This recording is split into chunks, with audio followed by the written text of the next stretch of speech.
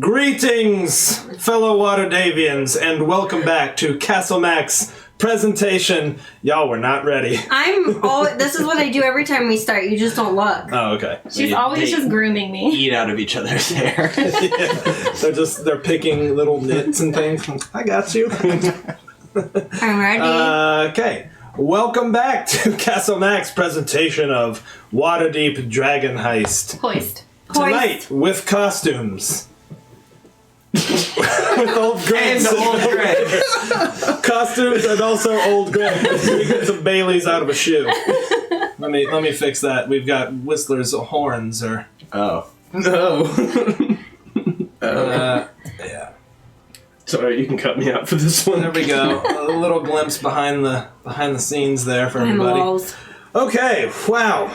Hey, Wiley, thanks, buddy. Right off the bat. Hey, For Wiley. the cosplay and I think for the Thank professionalism. Yeah. Yes. Which is I'll clearly coach. on display here. And also for some creamy Baileys out of a shoe. End of a shoe. I'll be in charge of that, I guess. All right. Are we ready to pick right back up where we left off? Or do you guys want to chit-chat any? You want I to like chit-chat a it. little? I'm good. So where we left off last, I got shanked. Thank you very much. Okay. Yeah, I'm good. Well, we're not going to start with Nami because I want to keep people in suspense. Ooh. So, here we go. The three of you find yourselves filtering back into the theater. And you run into Renaer. Once again, you've kind of seen him in passing some. He has an opportunity to come and talk to you, and it's sort of like, how are you enjoying the show so far? I found it marvelous. I've never seen an opera its equal, to be completely honest with you. I've never seen an opera. I would imagine not. I love it. Good, I'm glad. It is one of the finest productions. They've spared no expense, as you've seen from the lavish displays that they've had. The sets are remarkable, truly. The magic I thought the dragon was enhancing real. them. It was a very convincing illusion, wasn't it? I'm curious to see the end. And that set design with 5 dragon heads. Each of a different color, mind you. I tried to use some of my connections to get a glimpse, but they're keeping a very tight lid on this one, so they're treating it as the utmost secret within Waterdeep. You can imagine how excited people are to see it. And then he kind of looks out into the crowd, and Whistler, you look, and you see 2 individuals, and they are both in golden gowns. One's a male, one's a female. The male has kind of a short cropped goatee and nicely combed, pomade hair kind of back. Kind of mustache is clearly well trimmed. And the woman has this dark brown hair done up, beautifully. Clearly nobles. They're in gold resplendent gowns. He's got this wide white collar around it. And each of them are holding, looks like maybe it's made of pearl, a mask of the theater faces. So she's got the one that's frowning and he's got the one that's smiling. And she's kind of holding it to the side. And she's staring at you pretty intently. And when you catch eyes with her, she turns to the man and puts a hand on his arm and whispers something. And he kind of puts his mask down and turns up and stares at you as well.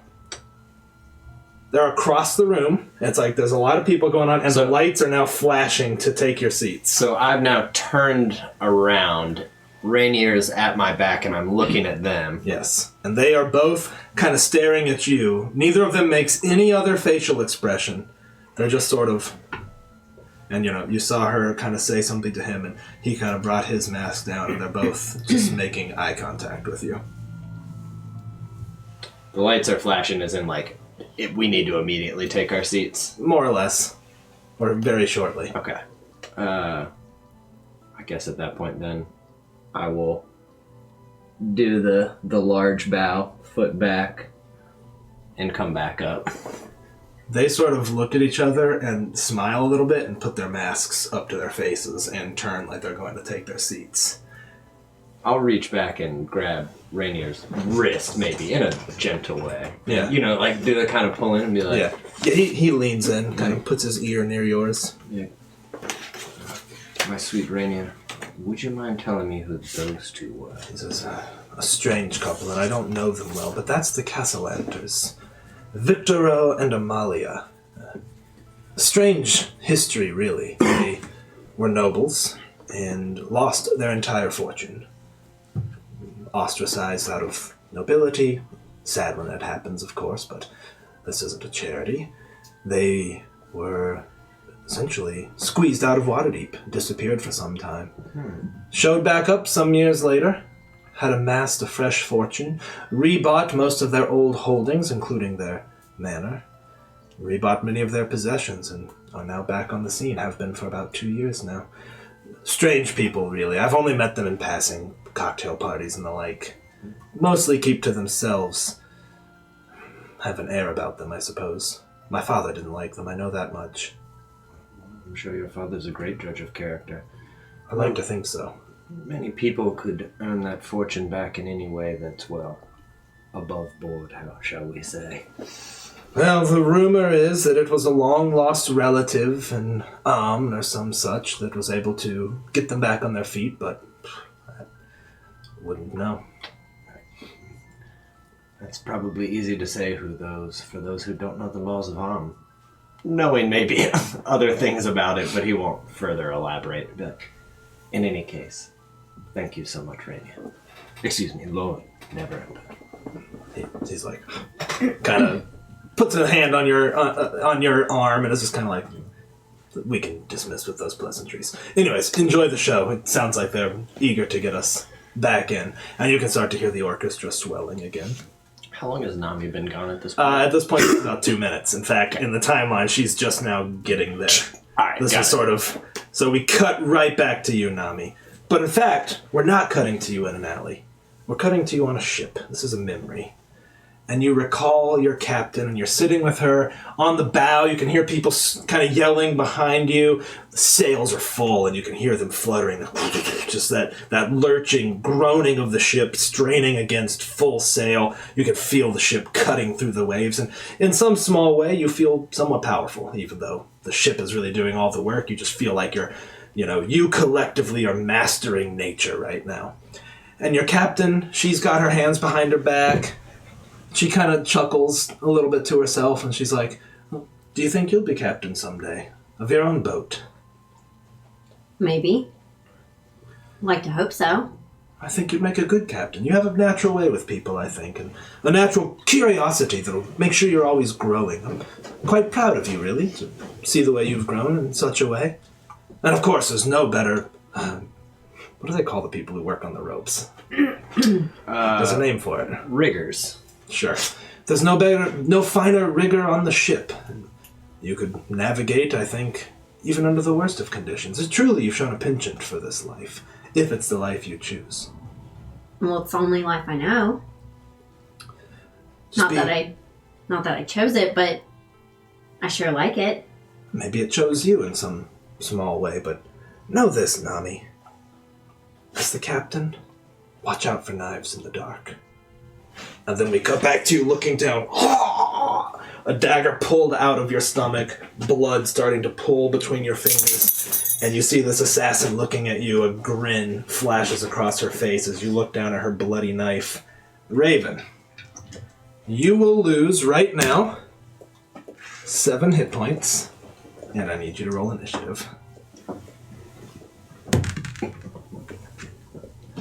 Hood's gotta come off here. Get a pen. Pencil. I have a pen. There you go. Pencil. Do we still have divines from last game? Nope. They get put in the bank. Oh, right. You got 1 right now from Wiley. Thanks, Wiley. Thanks, Wiley. All right. Thanks, Poo-Poo. Let's roll initiative. 8. What's your dex mod? +4.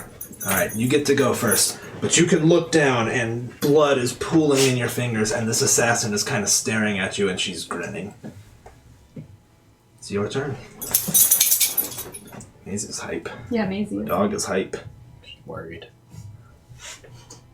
When you find Leda that I'm not dead, you'll wipe that grin off your face. And I'm going to disengage and dash. All right, and by the way, this is the situation right here. That is the concert hall over there. These are just some buildings you can't necessarily see inside. This is the alley you're in right here. There's a little personal garden behind a fence. This is a really high fence right here that's sort of the back end of the alley.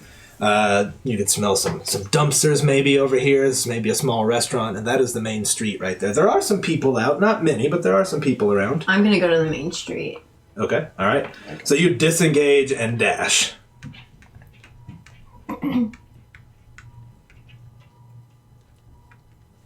Okay, and as a rogue, you have a cunning action, right? You get that at second level?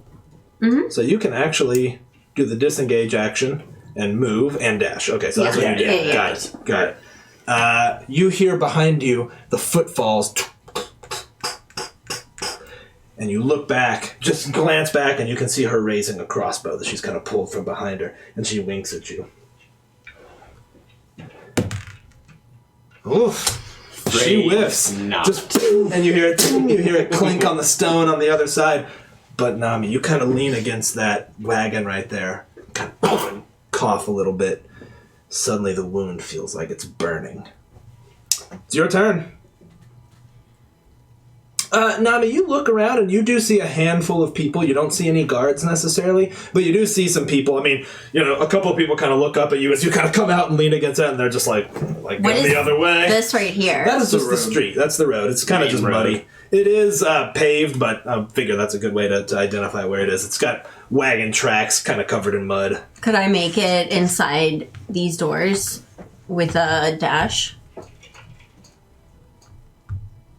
You can certainly get right to them. You could get right. Is there anyone guarding the doors? Nobody's guarding it that you see. That's also the box office right there. Oh, but you can. oh, might be. Yeah, that's actually a window. Sorry, you can see the two doors I on see the it. other sides. I'm going You can pull to... the camera back if you'd like. Be careful with this wig on. That's your real hair. Yeah, my real hair. How many people are in the street? Not many. Let's say there's a couple standing over there, kind of talking to themselves, and you see a man walking right here. In fact, he's got like a newspaper in his hand. They call them broadsheets in Waterdeep, and he's kind of looking at it. He kind of glances up at you as you lean against that, and then you see someone else kind of sitting over there that looks like they're hurriedly coming towards the double doors. Look like they're finely dressed, kind of walking briskly like they're late to the show. So a total of 4 people out there. I am going to attempt to hide. Okay. Hide behind the wagon. Or, yeah, whatever the best spot I can think of. Well...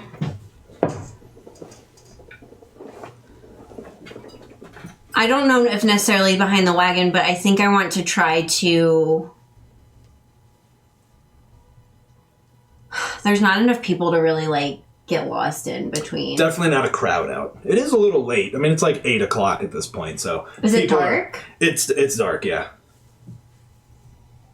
This area is well lit. There are street lamps that are lit with continual flame. So this would be think of Victorian Street that's well lit, more or less. Like Shakubot. I'm gonna just try to keep running towards the front. Towards the box office. And I'm gonna start screaming, I've been hurt! I've been hurt! There's someone attacking me over there! With a red cloak. Nice. All right, go ahead and roll me a Constitution saving throw. Coming right up to the box office then looking for people. Yep. Okay. 15. Okay. You go running up towards the box office. You're shouting. You see someone kind of sit up from their chair in the box office and just scramble towards the window. Then we cut back to everyone inside. You all have taken your seats. The show has just gotten started, and they are currently depicting an event that some of you have heard about. I guess really maybe just you. You two have no idea what's going on necessarily. The actress playing Innes is singing like a sad, mournful song as she holds the actor who is playing Salo Sazuwala is dead in her arms, and behind them a sea of people who have been murdered in the Temple of Annalore. There's these cardboard pews that have been set up, and she's wailing this song out, and the orchestra is swelling. Meanwhile, outside, your bloody handprint is on this window, and the person's just like, how can I? And you kind of glance back, and you see this assassin just sort of look at you, smiles, and kind of disappears back into the shadows of the alleyway. You all watch for some time. A few scenes pass by. What do you all do? It gets to be about 15 minutes that she's not back. I would probably, in between, whisper to Trix and be like, Trix, go find where Nami's got to. All right, my lord. And your little imp, you can feel his claws kind of climb down your side, and you all, like Maisie on hardwood, hear the faint clicking of claws on the ground, which no one else would recognize what it is, and disappears for some time. Comes back about 2.5 minutes later, and you kind of feel the clingy claws climb back up you, and he's like, she's not out there. Don't know where she is. There were a couple of watchmen, though. City Watch, looks like, my lord. I'll look at the show that we're about to miss. I'm like, we need to exit now. What is wrong? I'm afraid Nami might be in trouble, though I can't be sure. I think if he mentions that Nami might be in trouble, Hydarian gets up rather rudely and quickly. Yeah. Making some noises. I'll let you go behind on it, I guess, and then apologize. I'm so sorry. This is upon us. You look back and you see people with their binoculars watching the show. Innes is now standing up just like singing and, like clutching her fists as Salos lies dead beside her. Very unlike Ennis. Yeah, all right, exactly. She's just singing as the orchestra is swelling. You all leave and you come out front, and in the lobby you see a couple of watch. And you see that they're talking to someone who looks like they are dressed as if they were an usher there, or someone that works there. You see 3 members of the watch. They're in their green and yellow cloaks, holding spears. One of them's kind of leaning against it, and he's kind of yawning. You see one of them standing back, and he stretches and yawns. I'll be like, and I'll saunter over. Can I help you? Yes, good man of the watch. A friend of ours went out on break and was supposed to join us. It's been some time. I'm wondering if there's been an incident. This friend of yours got enemies? Well, we may all have enemies. I think that Ida would be like, He looks completely... I mean, if he's gonna, I'll be like, there's blood in the streets from multiple gangs last I checked. She in a gang? Not at all. We're tavern owners. Alright, well, here's the deal. Your friend was viciously attacked. Stabbed by the looks of it. Belly wound. Don't know if she'll pull through. Poisoned, though, more likely. She was ranting. She was talking about her captain, saying something about a boat. Anyways, the boys carted her off to the Temple of Ilmater, the Houses of Healing. If anyone's gonna pull her through, it'll be them, but that was a pretty nasty wound she had there. Looked like it was a serrated dagger. Tore it up inside. I'll overdo it and fall on Hydarian and be like, I hope this violence does not continue in this town as backing up. Like, I do thank you for your service, though. Where's the Houses of Healing? He said, yeah, you just head on down that street there, and it's on North Wardway. Of course. Can't miss it. Come, we must go. Hang on a second. You said you was tavern owners. The name of the tavern? Well, it will be the Blue Bolt, but it was Troll Skull Manor. If you... Yep, sure, I know it. We're fixing it up, so not currently operational. Alright, well, if we've got any questions for you, we may have a follow-up here. Are you sure you're not involved in any of this? Absolutely not. We've only just arrived here 2 weeks ago. So you're saying this was just a random hit? Someone with what? Just wanted to kill this woman and, right outside of this fine fancy opera, what? Well, we are attendees at a fine opera that most people can't get tickets to, which would suggest that we may have some money. Do you have money? Not as much as I'd like. Alright, well, go check on your friend. Good luck. Blue boat, you said, huh? Right.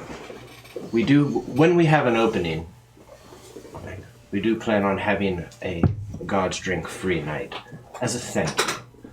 And I shall be letting people know. In fact, Captain Stagger, if you're familiar. Yeah, I know the captain. All right. Well, good evening. We need to go quickly. And you all run outside, out the 2 doors, into the street, and you look back at the box office, and you can see an usher, like, with a bucket, cleaning off what appears to be a bloody handprint and then a pool of blood on the ground beneath it. Foolish. No time. We need to go. Let's go. Holding on to my cape. Oh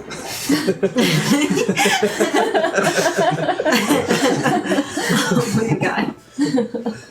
I need someone to animate Whistler running now. I need a gif of it. Yeah, we didn't need to make that I didn't wear running shoes. I'm wearing my heels, darling. Nami, you are having feverish visions. Things are running together. You can see yourself on the ship. In one instant, you're standing talking to the captain, wind in the sails. In the next moment, the skies turn black. There's a roiling storm above. Rain is buffeting the ship, and it's swaying side to side, and you can hear a voice booming from beneath, coming from the deep, maybe the water itself. Nami, come home. And you have these visions, you wake for a moment, and you can see people in white tabards looking down at you, and you see a strange symbol that you sort of fixate on. It's 2 pale white hands bound together by red cord, and occasionally they kind of reach out, and one time you're looking at it, you see a pin that someone has. The hands seem to come alive and come at you. You feel them start to strangle you as you fall back asleep. You all arrive at the Houses of Healing about 5 minutes later. When you get there, there's an attendant up front. Looks like a cleric in training. Just a young cleric. His head is completely shorn. He's in just very unassuming clothes, and then a breastplate, which just looks like the breastplate doesn't match the rest of his get-up, basically. Very plain-looking breastplate, clearly not adorned with anything. Sees you all come in. It's like, welcome to the Houses of Healing. How can I help you? Hi, Darion. It is your captain you're looking for. Perhaps you should... There was a woman we were told was here. Blue skin. A Genasi. Yes. Yes. She was wounded. She came through moments ago. Is she alive? She is alive, but her wounds are great. Well, can you help her? Can we help her? Well, we are certainly doing our best, but our supplies are limited. As you know, there has been some violence spilling out in the city of recently. We're doing what we can, yes. Are you possessed of the healing arts? I am, my dear. So, well, we could use your volunteer efforts. Of course, your friend. Please, this way. Is this a temple? So let me describe the place. It is a temple in the broadest sense of a word. It is ramshackle. It is just extremely run down.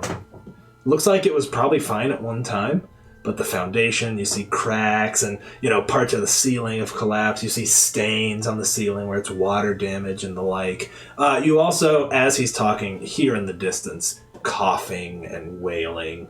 And you do see this symbology all over the place. You see this, these pale white hands bound in red cord. You also see you see a painting of a rack, like a torture device rack covered in blood. That's like just sitting, it's like this nice painting of it, and it's almost illuminated, like some of the illuminated art, like it almost looks holy, but it's this tortured rack, basically. But yeah, the place looks in pretty bad shape. Okay.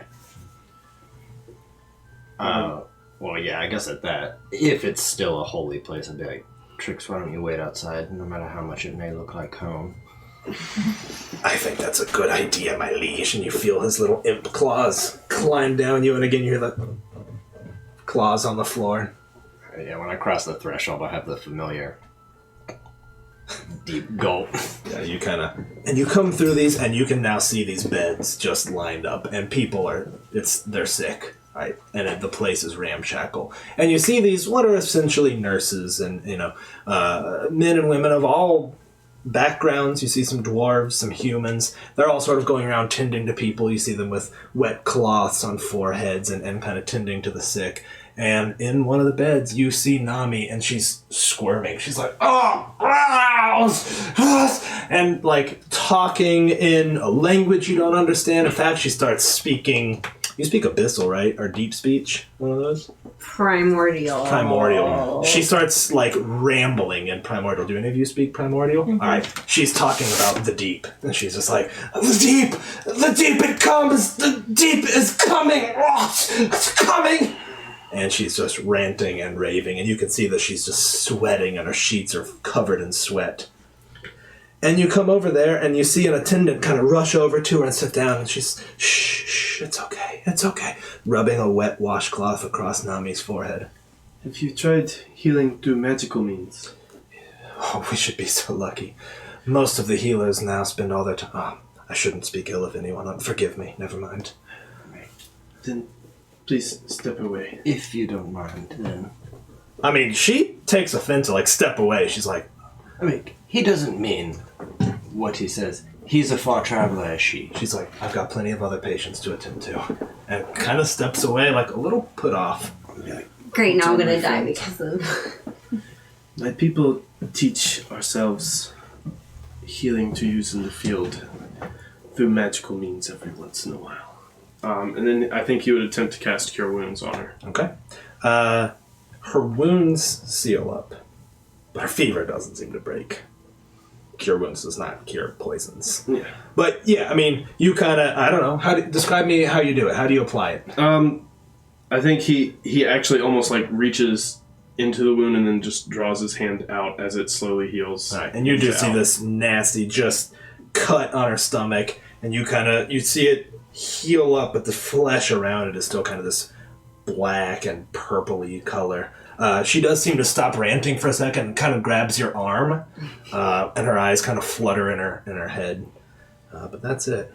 It seems they must have used the poison of an urchin. It is. At this point, she may not die. Probably won't with her wounds cured, but she's going to wake up feeling rather poorly. As long as she's not dead, and she can always get better. Do we... The young cleric who brought you in kind of comes up behind you, and he's just like, I see you're skilled in the healing arts. Field work only. I do not have the skill to cure. Field work is all we could ask for at this temple. Please, I beseech you, if you've got the heart of volunteerism, there are a lot of people who need your help. A lot of people who frankly can't afford the Temple of Annalore. That is true. Unfortunately, my loyalty lies with my captain here. And until she is better, I cannot help another. I understand. The life of service is not for everyone. My sweet dears, I can help you. I have the healing arts myself. He's like, oh, that's wonderful, thank you. There are a myriad sick, a myriad wounded. They come in all the time, more than we can even bear. And frankly, the benefactors have stopped coming here. Ilmater is out of vogue, I suppose. Well, we can at least put a few coins in for the help, but in the meantime, I have the ability, I think, to heal 3. And it should take all of it from me. I'm sure if you were to walk around, you could easily see who needs it the most. Thank you so much. Your help means the world to us. It means the world to my Lord Ilmater. Thank you. You are a blessing. Your friend should be fine. It is, seems to be a poison coursing through her. It's lucky they found her when she did. We administered some antitoxins. I think it may have quelled the worst of it, but she'll be not herself for a couple of days. That might not altogether be a bad thing. What kind of language is primordial? Elemental. Yeah. It'd be bizarre to hear, I think. I also know primordial. Do you really? Yeah. Oh. How we all know primordial? That's weird. I just chose it. I don't know. Okay. I mean, that makes sense. It for makes the sense. Fae, Yeah, in Yeah. all it honesty. does. And then me, and then you. I mean, it does make That's sense. true, I guess so. I would want to, like, while they're all, like, talking, I would want to go and, like, just sit with Nami and, like, hold her hand. And if she's talking in primordial, like, try to respond and be like, it's not the deep coming. The deep's not coming.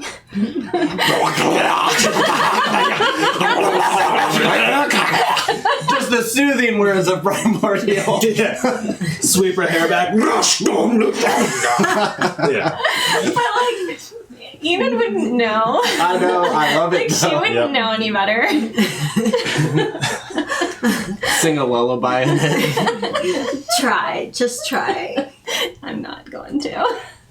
And she essentially kind of does that the rest of the night, but it does seem to start to take its course over the next couple of hours. Whistler, you find a couple people and heal them. I will, if there are attendants nearby, be like, forgive the language. And I mean, obviously, in Infernal, whisper it. like, and open their mouth and push in my own breath. And have them heal. That's I'm gonna give you an inspiration for that. That's good. They're probably like, oh. Almost dropped them. Got so many, like, layers. Yeah, I'm burning up in this. I one. told This you is you coming right would. up. Yep. Why are you Alright. wearing Did I your say you crown? would? First of all, player inspos. First things first. And Sean, There's your inspo for inspo. that.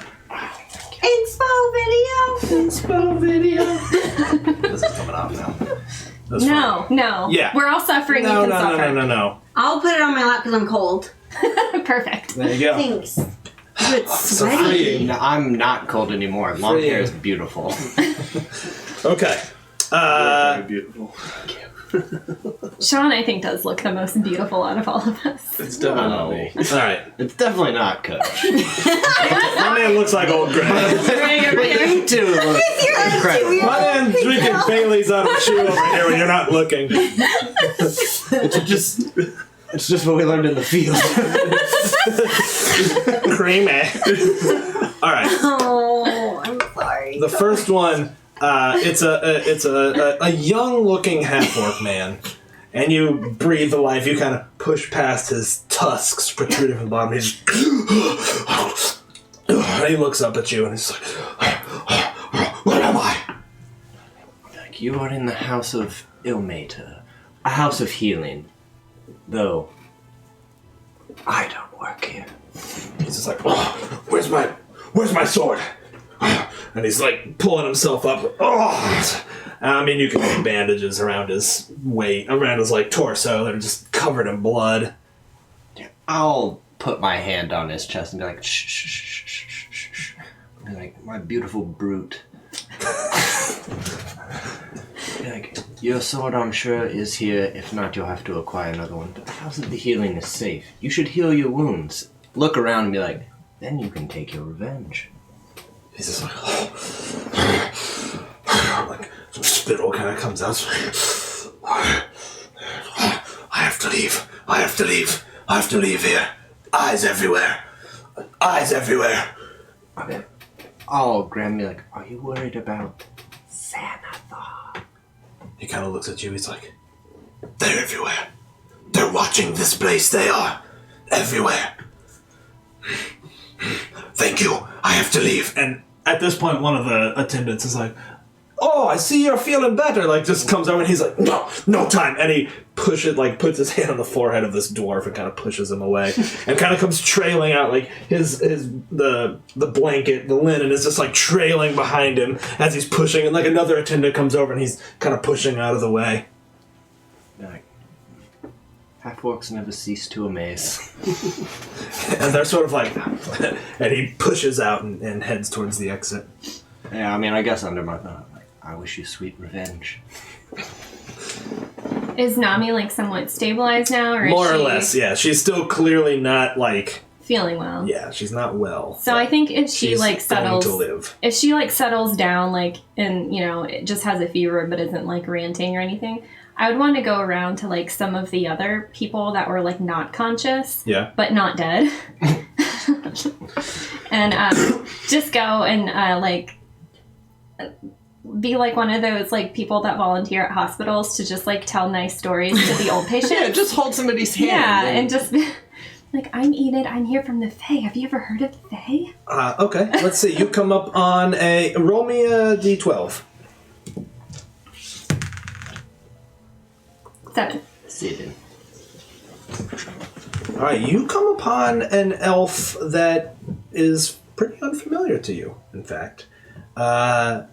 Like dark ebony skin and bright white hair. I wouldn't know what a drow was. I don't know. You tell me.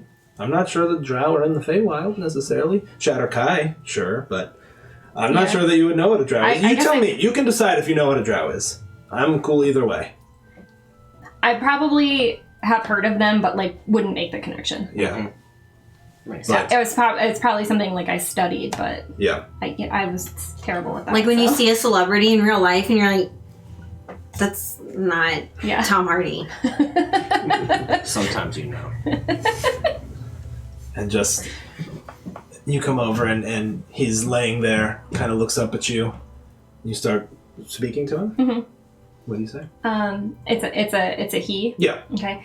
I'd be like, hi, what's your name? Oh, God, I just had you roll on it, too. Hold on. He's just like, Ugnan. Ugnan. That's not a name I've ever heard before. Where do you live? Around. Waterdeep, mostly. Your skin is so dark. It was just so green. Does your whole family look like that? He kind of pushes back into the pillow. He's like, yeah, pretty much, yeah. You know, I came to Waterdeep to see people that look different than me, and I'm so happy to meet you.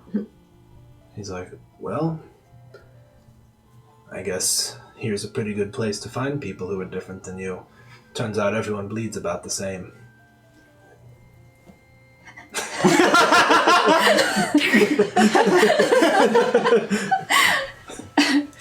What happened? How did you get hurt? Best I don't tell you about it, Oh. Well, are you feeling better? Quite. It is fortunate that I found myself here and not dead. Everyone's fortunate when they're not dead. That's one way of looking at it, you're right. What are you going to do when you leave? Honestly, probably seek revenge. Oh. It's a vicious life. I would tell you that that's not a good idea, but I don't know. I don't either. Not everyone's your friend. I'm your friend. You don't want to be my friend. But you have such beautiful skin. You're sweet. You don't want to be my friend. I'm still going to be your friend. Your choice. My friends usually wind up dead. I would think about that and be like, I'll be your friend, just don't tell anyone. For the first time, kind of cracks a smile, like, what's your name anyways? I'm Enid. Enid. Nice to meet you. Alright, well. I wish you luck. Thank you. Do you know Volo? No? You should go buy his book. Book? Mm-hmm. What's his book? It's about monsters. Plenty of monsters in my day today. You should take notes about them, maybe send them to Volo. That's what I do. You've got a kind heart, Enid. Thank you. I'll give him a hug. It's kind of like... Catatonic. Yeah. Kind of puts one hand loosely. And is kind of grinning at you like, alright, thank you. Alright, the rest of the night passes. You all are sitting at her bedside when Nami's eyes flutter awake, and you are now conscious. However, 2 levels of exhaustion. That's disadvantage on skill checks. It's disadvantage on skill checks, and what's the other one? I mean, we What's the should second one? I forget what the second level is. I'll find it. Saving throws. Yeah, Yeah. it is saving throws. You're right. Yeah. Her eyes kind of flutter awake. You all are sitting there as the morning light is starting to stream in through the high. It's pretty. The room you're in looks like it maybe at one time was part of a chapel. What was that be? I have no idea. I don't know, but it just ruined Spooked Maisie's the dog. life. It's got a very high vaulted ceiling, maybe 30 feet high, and these high windows, right? So the dawn light is kind of casting this slanted glance across the kind of motes of dust in the air. And of course you can smell antiseptic and, frankly, wounds and bodies. And Probably like pine or something. yeah, exactly, right. Like a very gin-like smell. It's Jin. Yeah, basically. As her eyes flutter awake. Nami, how are you feeling? You got stabbed. Did that hurt? Who are you? It's your best friend Enid. Who the hell are you? Who the hell are you? Just kidding.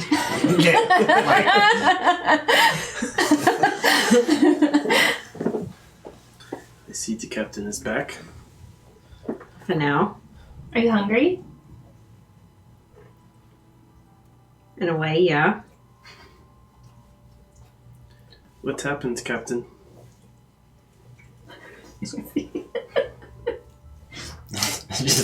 just somebody next to you in another bed. Tabaxi. Yeah. Tabaxi's like, keep talking. There is a loud beep, so she's stressed, so now she's drooling, so she's over here like... Licking her chops. Yep. The life of a dog. Alright, back to it. Guess the old captain wasn't happy about a blue boat. Why? He doesn't like blue? We ruined his merchandise down below. What was his merchandise? Everything below deck. Did I go below there? We both were like looking from the top. I We wouldn't did see have a lot. known any different. I'm like, oh, shirts, okay. Like, ooh, silks from the Moonshays. Quite a bit lost. What are the moonshades? So the captain visited you? Sent one of his little pawns to do the work for him. Coward. What did they look like? I forgot. It's a half-elf woman, Red cloak. hard to tell, was wearing a cloak, yeah. Half-elf woman. Small ears. That's all I got, really. They attack you in the theater? Out in the alley. Why did you go to the alley? I heard something in my head. They said they had information about my father. I probably would have gone too. We cannot go alone now. I didn't think the captain had it in him to do that. No, he is a coward. And we should brand him like one. Anybody who has that big of a hat clearly would seek revenge. Is that true? About a hat? Yes. No. Potentially. I want to tell you yes, but I think that's a bad idea. So I'm going to say that that's me being rather shirty. Next time we see someone with a large hat, I'll ask you about it. I'll tell you. Okay. I spent some time thinking about how we should handle this, how I should approach it. And as much as I want to seek revenge and see him dead, I think the best revenge is me living. Being alive. Him having to look at me. Being denied access into our future business. What if he doesn't stop, though? Been thinking about that too. I'm not sure.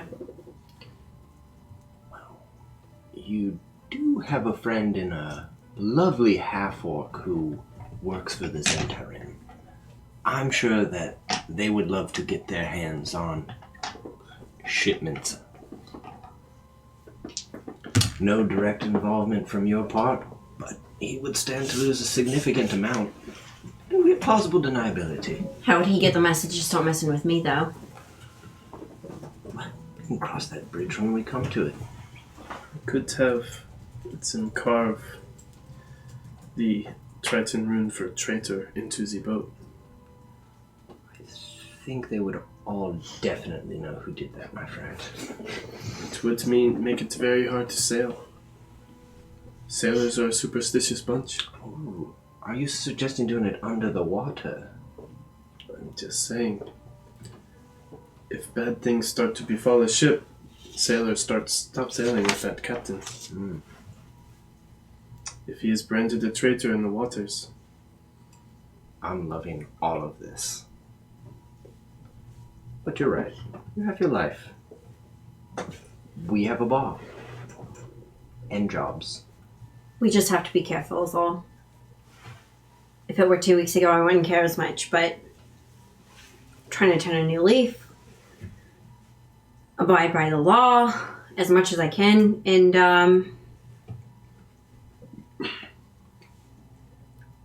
every scenario that I've worked out in my head to seek vengeance ends up with me in prison. He's more powerful than all of us. He's got more connections than all of us. There's no way any of us can leave. Well, Does he though? Salos himself pardoned us. That was the biggest favor we'll ever get from Salos. that was looking the other way. We have our 2 new friends, the little one and the big one. Yes, Cutty and Garland, though I don't know, despite their namesake, if they're into the cutty business. No, but they could get information Could get information. to see what he's Spread thinking. a few rumors. Yes. Like I said, sailors are a superstitious bunch. Perhaps we just spread the rumor that I've got someone working for me that could take care of him. This is a good opportunity to see if they're good. We needed to test them anyways. We did. I'm good with him. I'm low-key rooting for the revenge. But, either way, we can shelve it for now. We're bound to get far more clout in this town. Look at you, growing, not wanting to seek revenge immediately. I'm proud of you. Don't be proud, I'm just scared shitless. One of the attendants kind of butts in like, "Pardon me, I brought you some broth. See if that gets you back on your feet." Kind Thank of you. brushes your hair back a little bit. It's like, "You feeling all right?" Better, yes. Thank you. Goes back, pushing the broth cart. The broth cart. I don't trust anyone. I'll toss it over. The tabaxi next to you's like, "You gonna eat that broth?" Yeah. Grabs a bowl and thanks.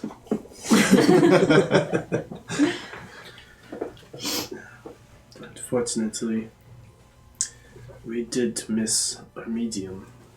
Oh, I know. We missed a medium, and we missed the end of probably the greatest opera I've ever seen. I thought about not speaking to you today, but I've decided against it to see you in such a poor, weakened state.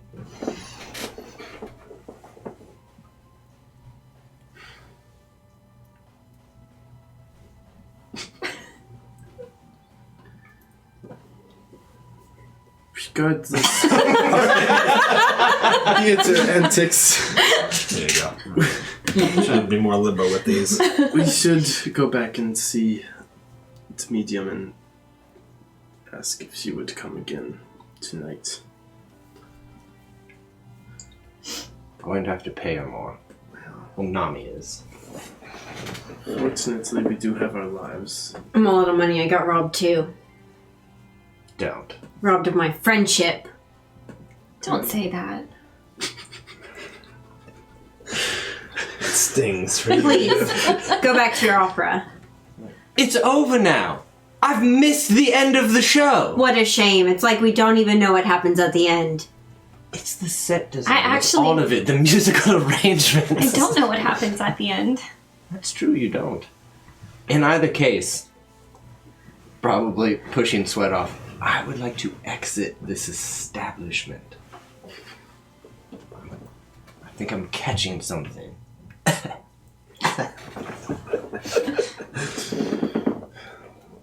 You are so pitiful sometimes.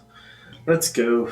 I want to stop at like a store where I could just buy like a knickknack or whatever. Okay. You guys leave and I'm gonna drop a couple coins in there. Okay. Tip, though. yeah, in fact, you see this where the donation bowl is. It's a statue of this just wretched-looking man, like just sinew and wounds, and is holding a bowl and just looking up at you with these just painful. It's very much like the Passion, Yeah, like yeah. those crucifixes. Just, I mean, in a horrible way, holding up this bowl that's filled with some coins and some flowers and things like Like the that. Stations of the Cross. Yeah. How familiar are you with religion? Is anyone proficient in religion?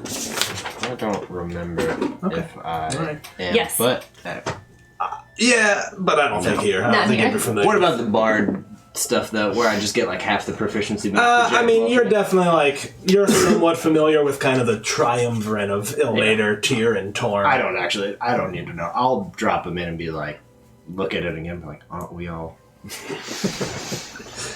And the attendant in front is just like, thank you, and I hope you feel better. I feel a little bit better. Thank you so much for Hydarian put his hand in your belly. who brought me here. Oh, I don't know. Do you ask the attendant that? Yeah. Oh, the watch. I guess they found you in your state. That was They brought you in a barrow. kind of them. Maybe we should have. They two must not have watches. had anything else going on. Forgive me. That was rude. Yep. What's your name? I really am not trying to. I am now. Bemvauda. Bimvalda the rude.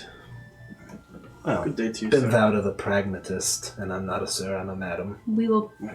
and Valda, do you think the watch is being a bit lazy in their duties lately? No, I think the watch is being a bit overwhelmed. You saw here, there's no beds open. It's bloody out there. They're completely overwhelmed. Rude. Poor watchman indeed. He comes from a militaristic society. He's a newcomer. I've never met a Triton, but I guess it's... Yeah, come on, you'll never meet one as a specimen of close. Tonight, not so much. Rude. Just kidding. You'll never meet one as into melees as this. A specimen like this. Flashlight. We thank you for your work. Thank you for your patronage. That doesn't make any sense. Have a great rest of your day. I think Enid would look at him and be like, I'm pleased to make your acquaintance. What? Oh, Friends. yeah, just a mouth. All right, where to, guys? Oh, you wanted to go to a store. You come out, and I mean, Nami, you're sort of hobbling a little bit. All your stuff was here, though. You didn't lose anything. The guard were like, whatever, like bundled it up, and I'm sure I you still have find my it all. golden light about it. Yeah, you still have it all. Yeah, you're all good. Y'all don't know that. Everything's there. And you're having to be supported a bit by Hydarion. I mean, you're in a pretty rough spot. 2 levels of exhaustion, I think, are, nearly needing to be bedridden. Okay, what kind of store are you looking for in I particular? want to buy a notebook. Okay, yeah, no problem. You walk into a store. I want to buy a purple notebook. Okay. All right. Yeah, you walk into a store. You find a stationery store on the Okay. way. On the way to where, though? Where are you guys heading? Back. Back to the yawning portal, probably. To the portal? Well, because I mean, it's like 6 a.m. at this point, 7 a.m.? Yeah, about 7 a.m. Super. We're going to call it 7 a.m. Probably go get some breakfast and then try to rest a little bit. And then we'll Okay. go see the medium. Okay.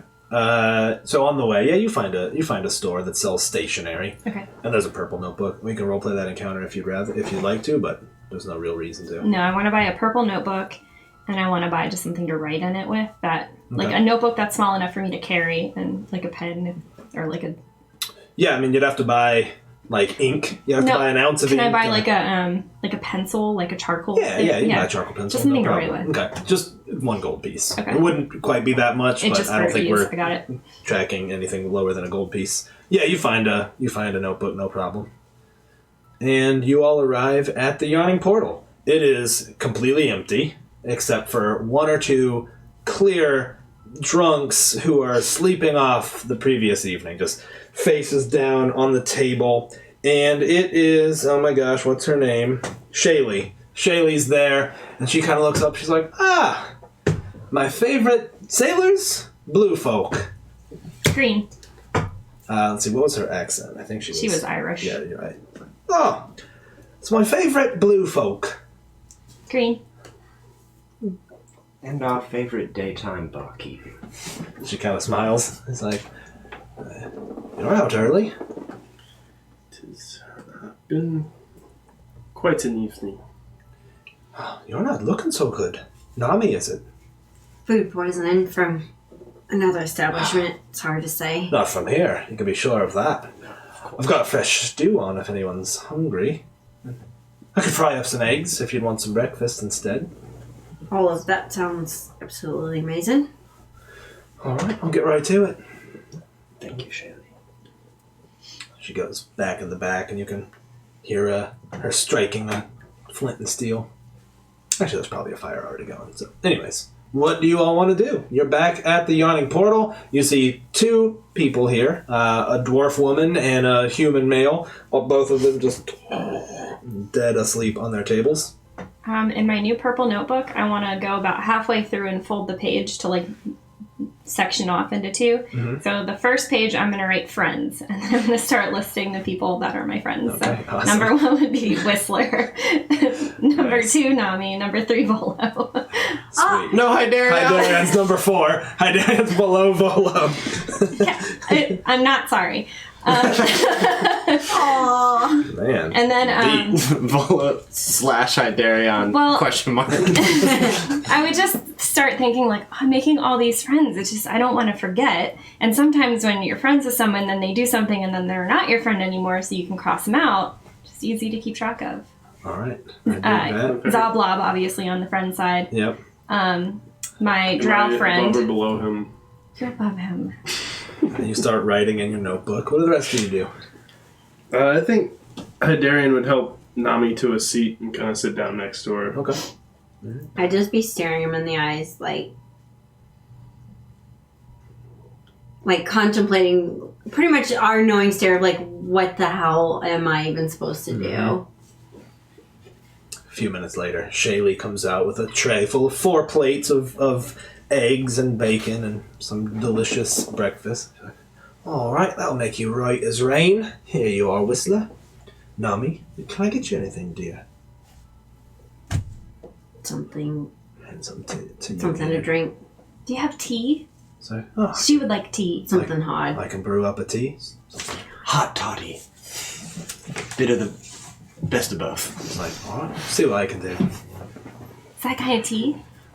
It's a kind of tea. It's got a little bit of alcohol in the bottom, as well as some honey, a little bit of lemon. Clear you right up. Right, she heads towards the back, and you all sit down to enjoy your breakfast.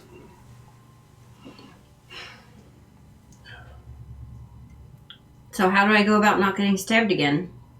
Well, we must stay together. Don't listen to voices in your head. Well, that's a We given. learned that from the poltergeist. Also not our friend.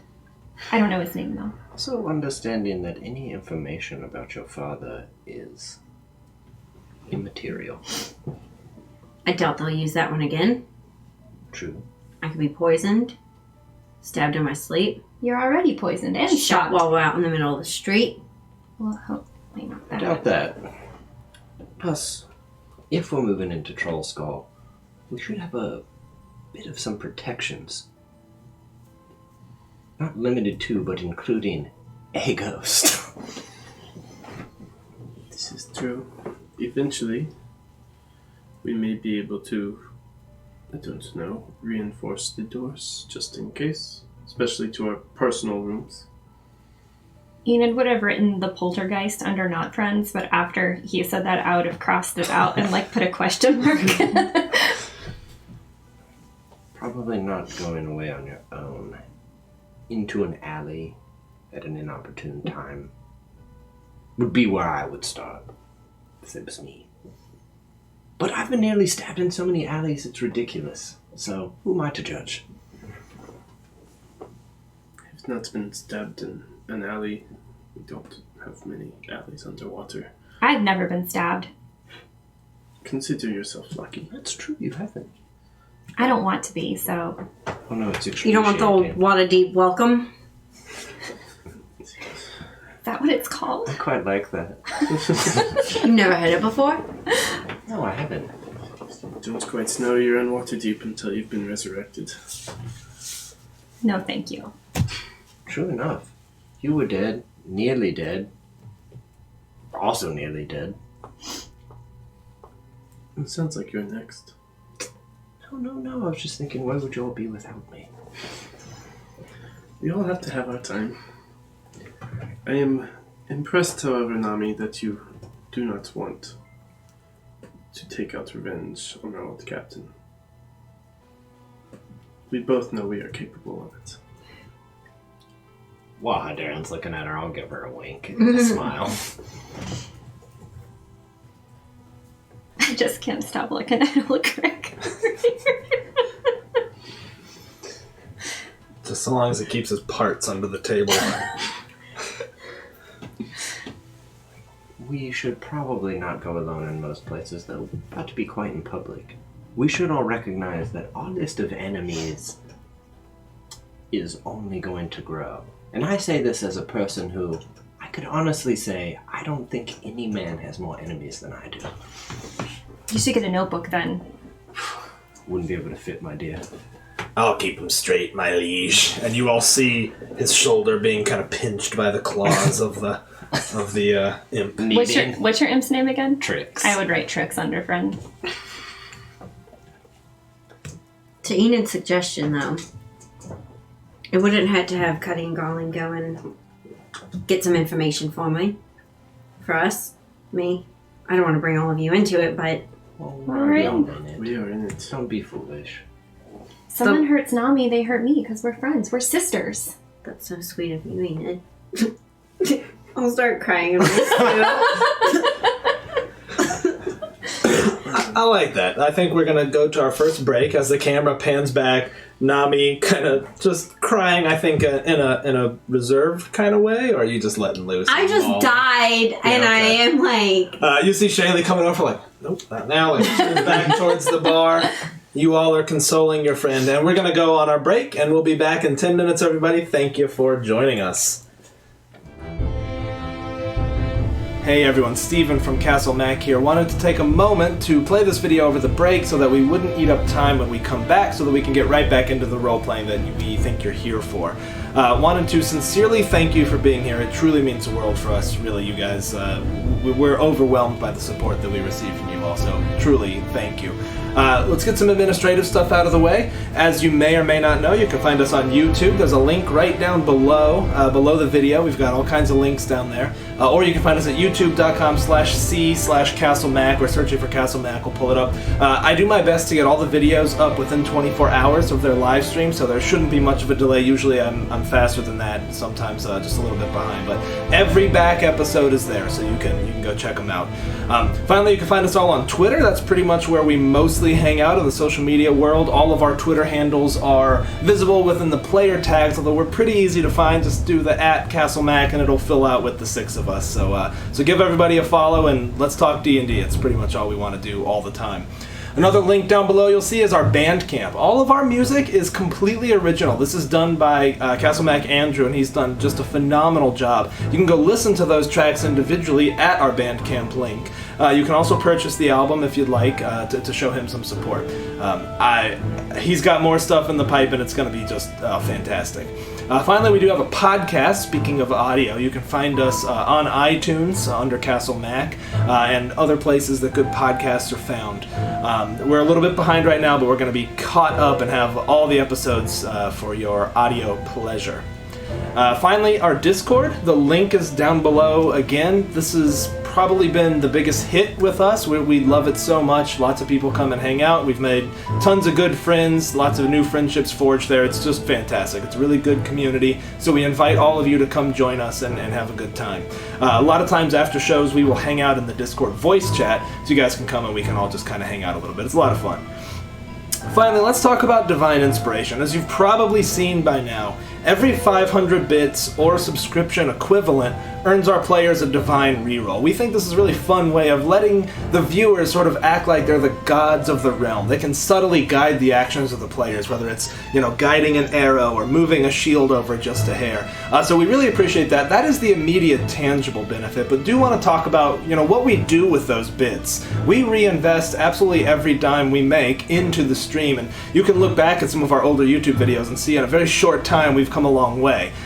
We really use that to pay for art. We've done tons of artist commissions, from overlays to character artwork, and we will continue to do so. We think artists make this community incredibly vibrant and bring visuals to life. I don't think any of this works without some of the wonderful art that people have done, and also equipment. As you probably know by now, if you spend any time with us, we have been making huge improvements to our audio, and that is really our number one focus right now. So we are saving up for a comprehensive audio equipment overhaul. Both Andrew and I have some background in recording, and we are really hoping to make that leaps and bounds better than what it is right now. We're really making do. It's challenging to mic a room full of people with broad dynamics, from whispers to shouts when people roll 20s. So we are being very thoughtful, and we're really focused on making that as absolutely amazing as we possibly can. And so you all are helping us with that every time you donate even a single bit. We really, truly appreciate it. Okay, let's get back to the break. We'll see you guys in just a few minutes. Thank you again for being here. It honestly means the world to us. So we'll see you soon.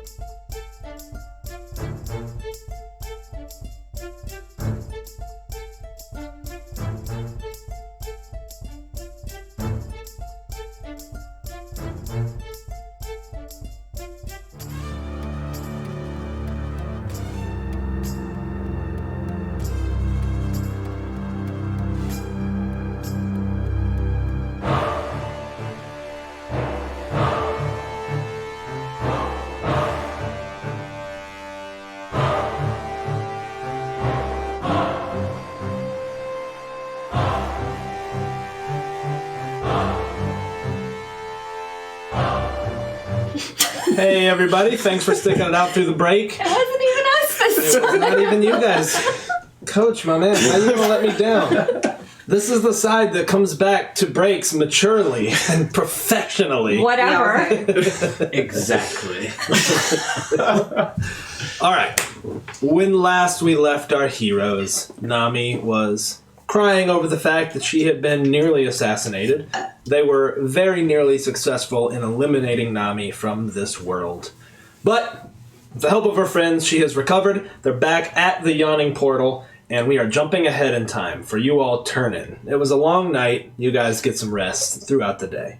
You wake up about 4 p.m. So late afternoon, early evening. You wake up to the sounds beneath your feet of people starting to filter into the tavern. You hear a couple of hoots and hollers. Nothing's gotten too wild yet. It's like happy hour right now, so people getting off work, coming in to enjoy a nice bevy. And where are you all heading? To Madame Zuzu. Okay. You all descend the stairs, and in the corner, you in fact see Cuddy and Garland. Cuddy is smoking a hilariously long pipe. It's probably 2 feet long. It's smoking on it. Like Garland's got his arms folded and he's kind of staring at a beer and leans into Cuddy like he asks something philosophical, and Cuddy's just like sees you all descending. Like, all right, there's my favorite people. We were talking about you not mere hours ago. I'm flattered. What about you, Garland? He's like, I am flattered indeed. Flattered indeed. So this huge half-orc gets up from his chair. You hear it scraping. He kind of walks over. He's wearing a change of clothes, no shirt, and just a black vest. And, I don't know, just, it's like an open vest, and it looks kind of so. It's got some tassels on the bottom. Kind of walks over. Cuddy's like, all right, well, you asked us to find some information for you, and found it we did. Who was it he was looking for again? I forgot. We were looking for... Well, that's why Cuddy's here. The Scarlet Demon Sisterhood. The Scarlet Demon That's right. Sisterhood. That's exactly right. See what I mean, Garland? They do need our help after all. He's like, they do need our help indeed, and we are happy to provide it. We are happy to provide it. We are. Absolutely. The water's about knee-deep and rising at this point, so... Well, as I've mentioned, we're happy to help you in whatever ways we can. So long as your coin is good. But, more than that, we took a liking to you, didn't we, Gonzo? Indeed we did. From first when we met, we took a liking to you. We did indeed, yes. And that's why we offered our services in the first place. Yes, we only work with the folks we likes and respects. Quite mannerly. It's like, alright, well, here's the skinny Scarlet Demon Sisterhood. Big spooky name for a little not-so-spooky gang. So 3 ladies. They're living over there in, they live off Burnt Inn Street. In a hideout there. You look for a sign with a Fletchery sign. Used to be an old, Fletcher. You could buy bows there, whatever. There's a sign of a snow owl.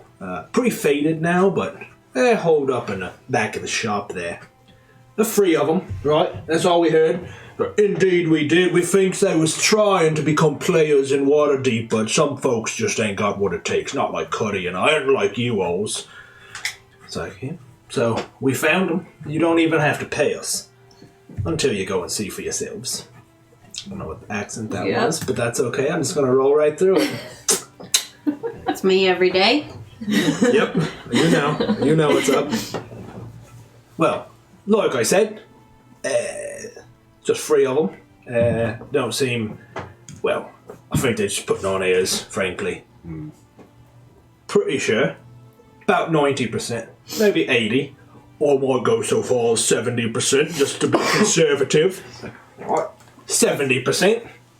No demons involved. That's as good as I can give you. Demons involved wouldn't surprise me. A little bit. Yeah, I don't think any demons is involved. I think it's just a putting on airs. Interesting. Well, That's wonderful. I believe Nami and Hyderion had something rather specific for you. so, well, what was I always telling you, Garland? Good work is the #1 business development vessel. So that is what he's saying. He's always saying that good work is better than just about anything.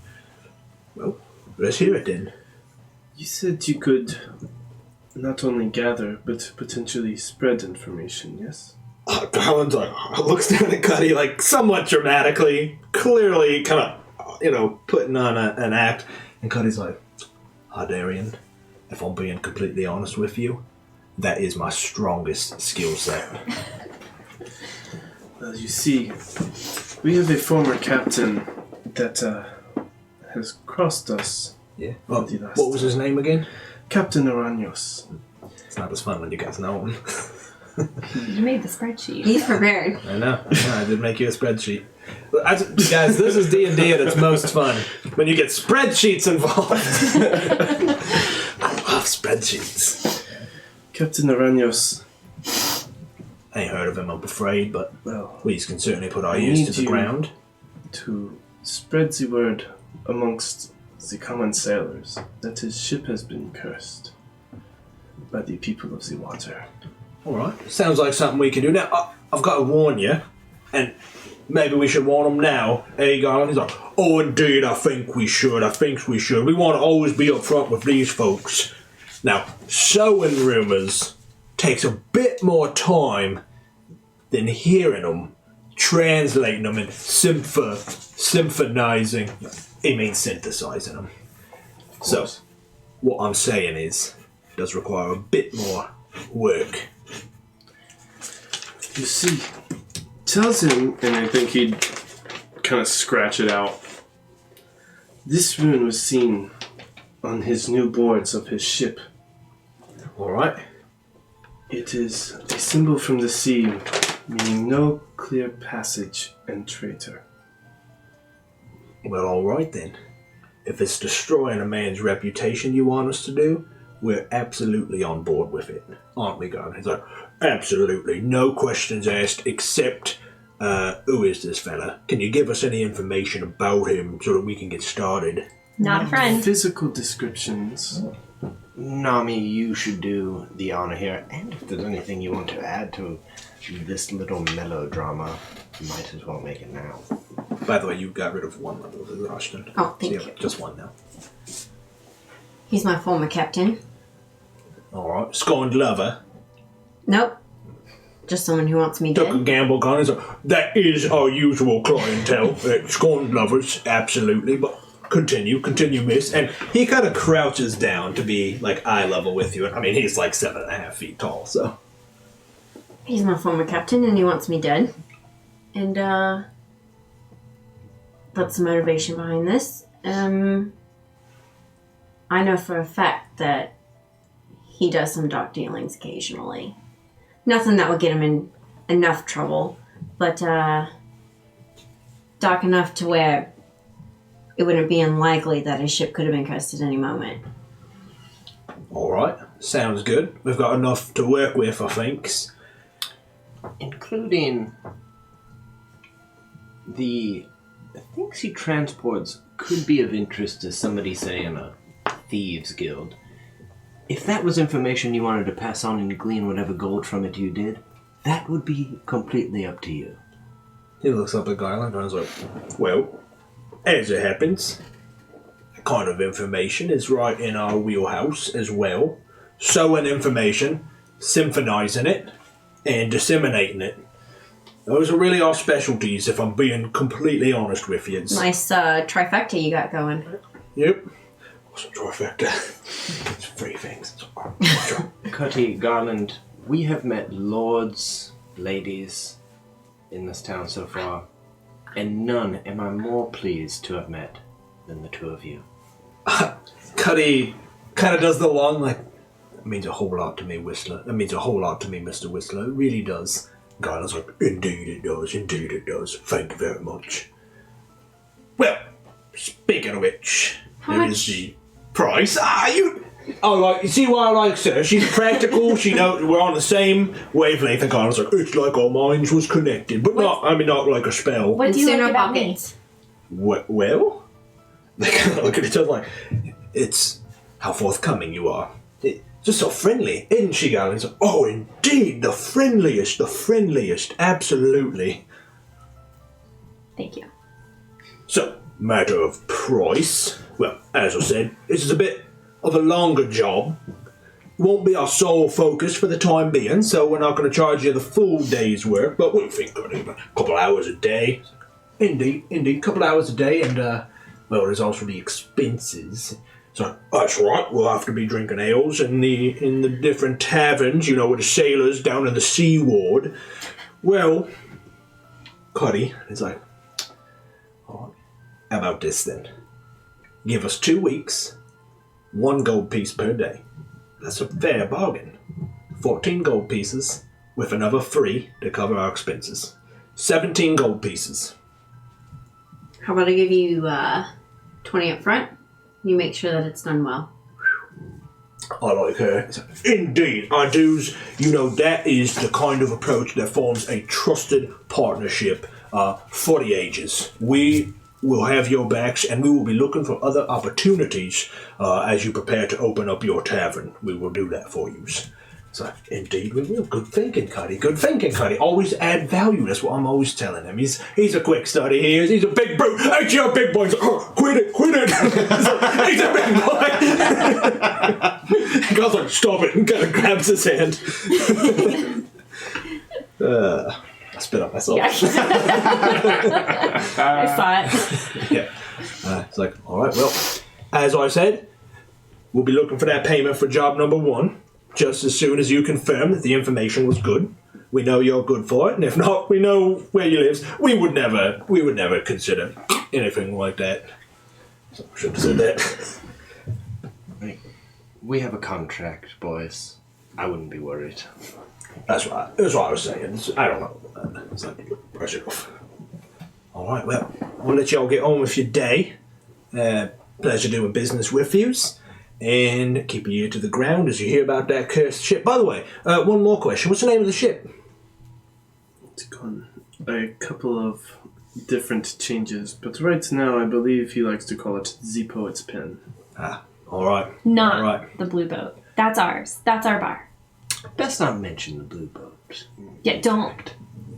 Don't worry. We is professionals. All right, well, we'll be in touch. Have a great rest of your day. And thank you again for everything.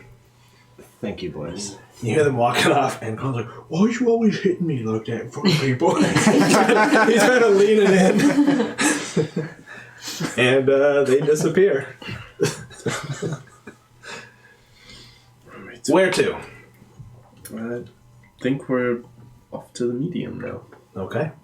Madame Zuzu. Yes. I remembered. Madame did. Zuzu. She in your friends list or not? Madame Zuzu. I don't know. What's her She away hasn't. message? She hasn't. Yeah, what's her away message?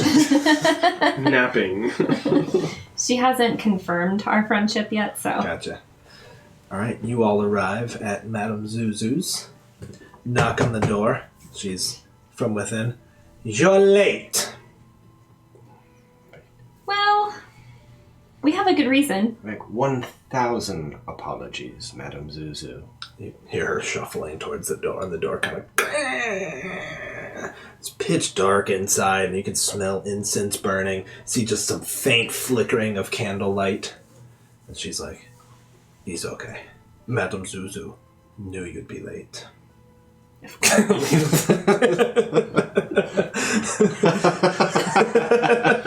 have appreciated the warning.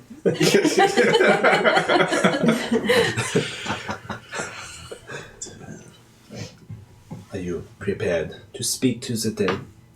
Was there more research you wanted to do? We could go track down the Demon Sisterhood beforehand. Madame Zuzu did not sign up for a demon. Oh no, we wouldn't bring you at all. I know. I should have guessed. Or we could go now. Let's go now. I would rather take care of the poltergeist quicker. The sooner we can move in, the sooner we'll be happy. And to live with our new roommate. Madame Zuzu understands. Let me fetch my cloak. And you're staying here this time. Comes back out a moment or two later. Maybe a little longer, maybe like 3 minutes later. She comes back out. And she's got a bag, kind of. You can see some stuff that seems to be hastily put in. There's like candlesticks sticking out of it and everything. She's like, yeah. Let us proceed.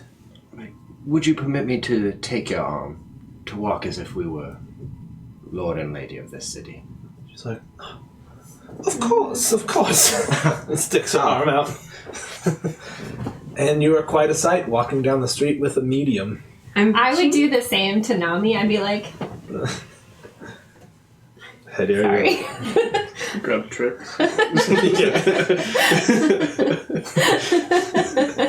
Truly. Like we're lady and lady of this city. I picture Madame Zuzu looking like my Nana. I don't know why. Just waddling down the street.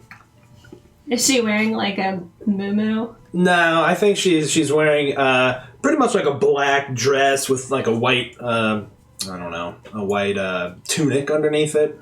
I guess a white blouse with like a collar up, and there's some purple trim on the dress. Oh, if there's purple trim. Yeah, you're all I'm about fine. it. Yeah. Yep.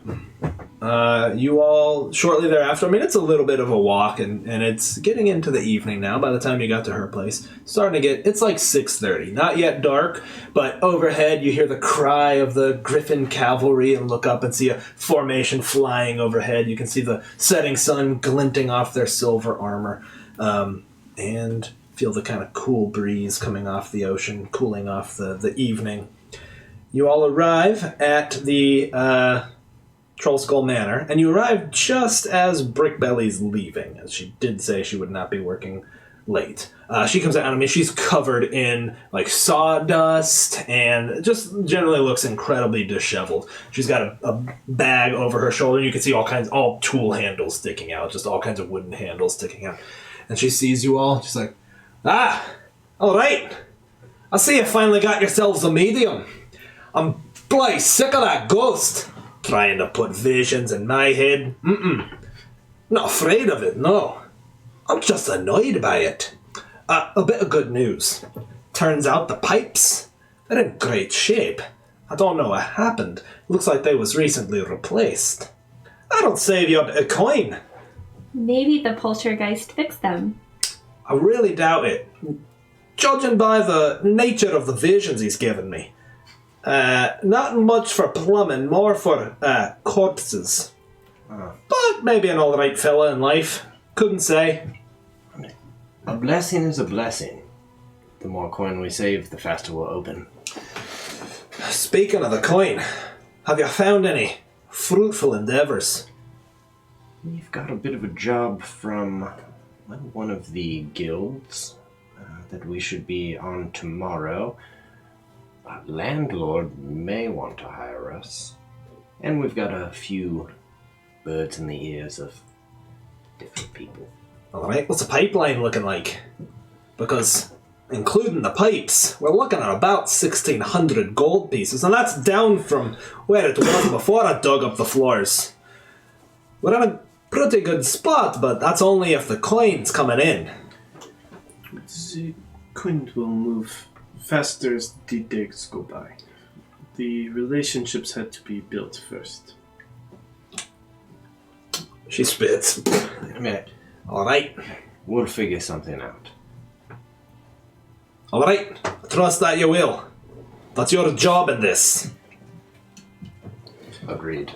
Because I'm being honest with yous. I'm a bit worried. Sounds to me like you're not sure where the coin's coming from. And old Brickbelly's not going to finance it. That wasn't what we agreed on at all, and we are all incredibly happy to open this place, as it's 5 owners.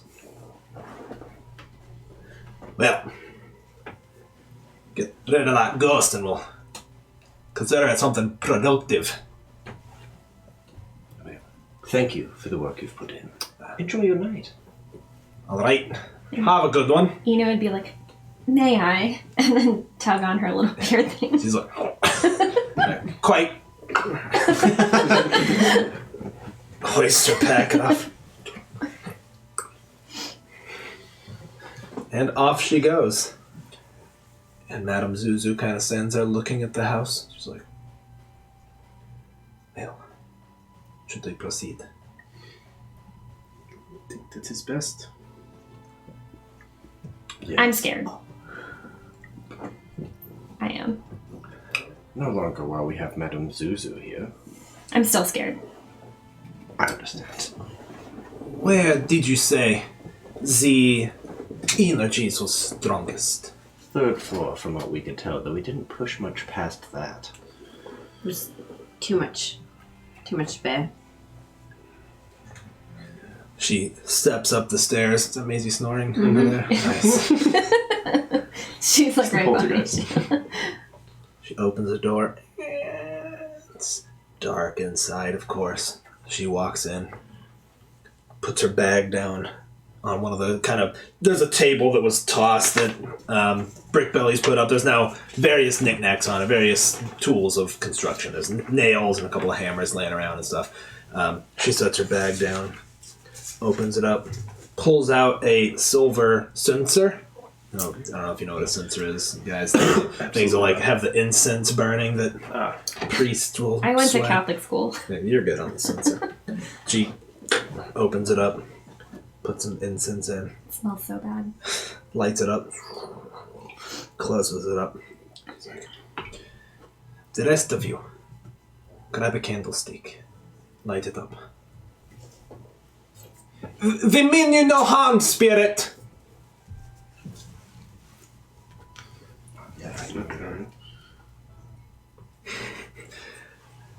She kind of creaks her way up this first flight of stairs. She kind of stops and she's like, oh, I detect the energies. This was a violent death. She rubs her neck. We continue. She's like, we mean you no harm. We want to know. We want to help. Back up the stairs, and darkness seems to just be closing in on you all. The radius of the light seems to just be closing in. The air feels heavier. It almost feels like you're pushing through water. Continues up the stairs. She gets to the top of the 3rd floor. You can see her just... Where are you? And she breathes out. You can see her breath, and you all feel the chill now clinging to you. And you suddenly hear boom from upstairs, or from above. And she looks and she's like, is that another floor? An attic? Yes, there is an attic. She says, no, the turret. And you can see the small spiral staircase leading to the very tip of the turret. She says, if you don't wish to proceed, you don't have to. But this spirit is ready to speak. Then we must press on. She starts creaking up the staircase, and you all hear like something creaking heavily against wood from up above. I don't care if I'm about to like catch someone on fire. Like whoever's in front of me, I'm just like, oh god. She goes up and pushes the hatch open, and as she does, you all just almost see these tendrils of darkness. And she says, no, you stop it! We are here to help you, you are confused! And she's like, oh, no, you stop it, I say! You all kind of look back up at her, and she looks back at you guys, and her eyes have gone white over, and she's just like, stop it! Forgive me. Please continue. She goes up into the room, and as you all come up, who's first? Who's immediately behind her? Not me. I'd be behind. Unless you want to be first. I think Hydarian led the way last time, so I think he'd go first. Yeah, do it. I'll be right behind. I don't want to be first or last. I need to be like I'll be last. in the middle of a lot of people. All right. You'll be last with like 15 feet difference. She gets to the top, and Hydarian from behind her. You see her kind of brace herself back at kind of the bottom, and you see a shadow hanging from a rafter. And it seems to be a body, but it starts swaying. And its arms come out. She says, no, I say you stop! You stop this right now! And it stops and dissipates into nothing. And the air kind of lightens up just a little bit. And she says, oh, he is angry. He was let down in his life. Please, you come. Put the candles down. We form a pentagram. No, open, yes. Yeah, I'd be like, you dears don't know what a pentagram looks like. She's like, yes. She says, Whistler, in my bag, get the chalk. You draw lines and a circle. Spirit, we wish to help you. She kind of looks around and she says, this is where he died, absolutely. Which one of you speak for him? What do we need to speak? In what tongue? She kind of smiles a little bit. I believe that's me, darling. She's like, I thought it would be Whistler. And you hear, are you sure about this, my liege?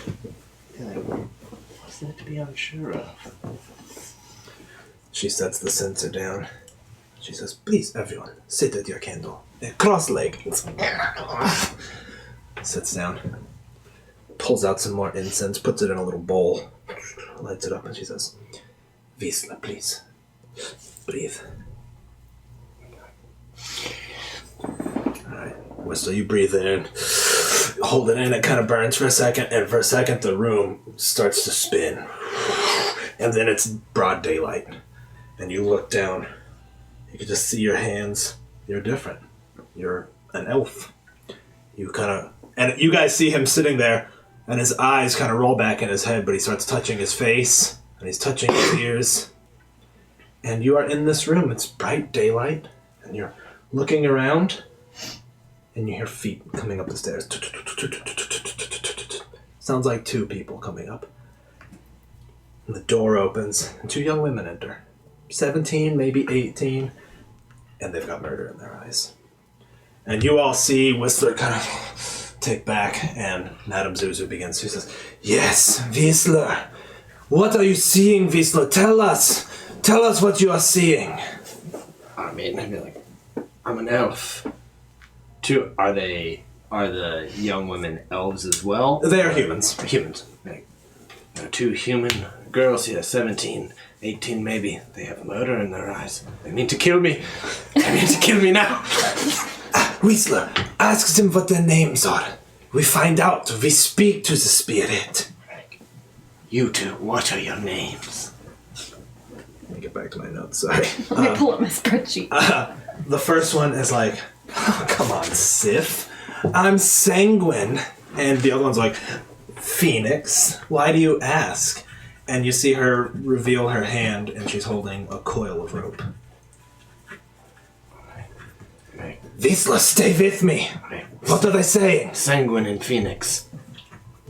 They're pulling out a rope. She says, it was murder. And when she says that, you all hear, and the beam above you bends a little. And an icy blast of air fills the room, and the candle flames all nearly go out. And she says, no, you don't do that. We are here to help you. In your vision, you take a step back. The girl who said her name was Phoenix drops the rope to the ground. You can see that it's tied in a noose. And she says, Mirdia's going to come live with us now. Do I feel like I have a Oh, wait, I'm saying it's like, Mirdia's... They say Mirdia's going to live with them now. She says, who is Mirdia? The daughter. The daughter. She says, the daughter of this man, my daughter.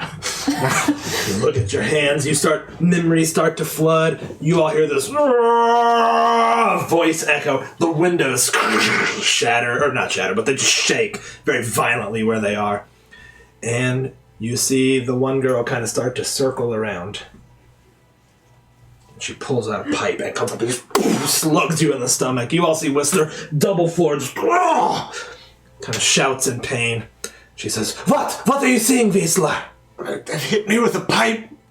I mean, are they stringing up the noose? Yeah. They're stringing up the noose. See them in your visions. They throw it over, and she says, okay, Whistler, come back to me now. Exhale, breathe deep.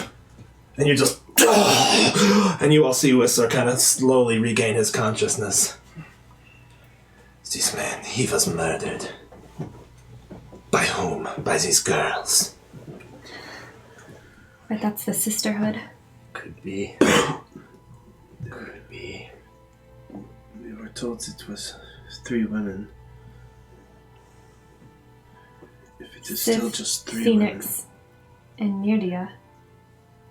Sanguine and Phoenix were the murderers. Man, I think was like, I'm so sorry. I'm so terribly sorry. She's kind of leaning there. She says, Spirit, you have heard. We want to help you. Come, speak through me. Speak to these people who want to help you. They want to live in this place that you built and that you lived and had love in. They want to only be here. And she picks up the bowl and just...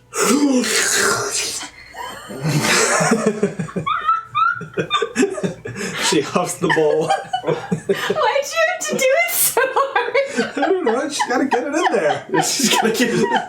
Like a simple, like, would. No, it wouldn't. She had to slurp Just it. slurp it.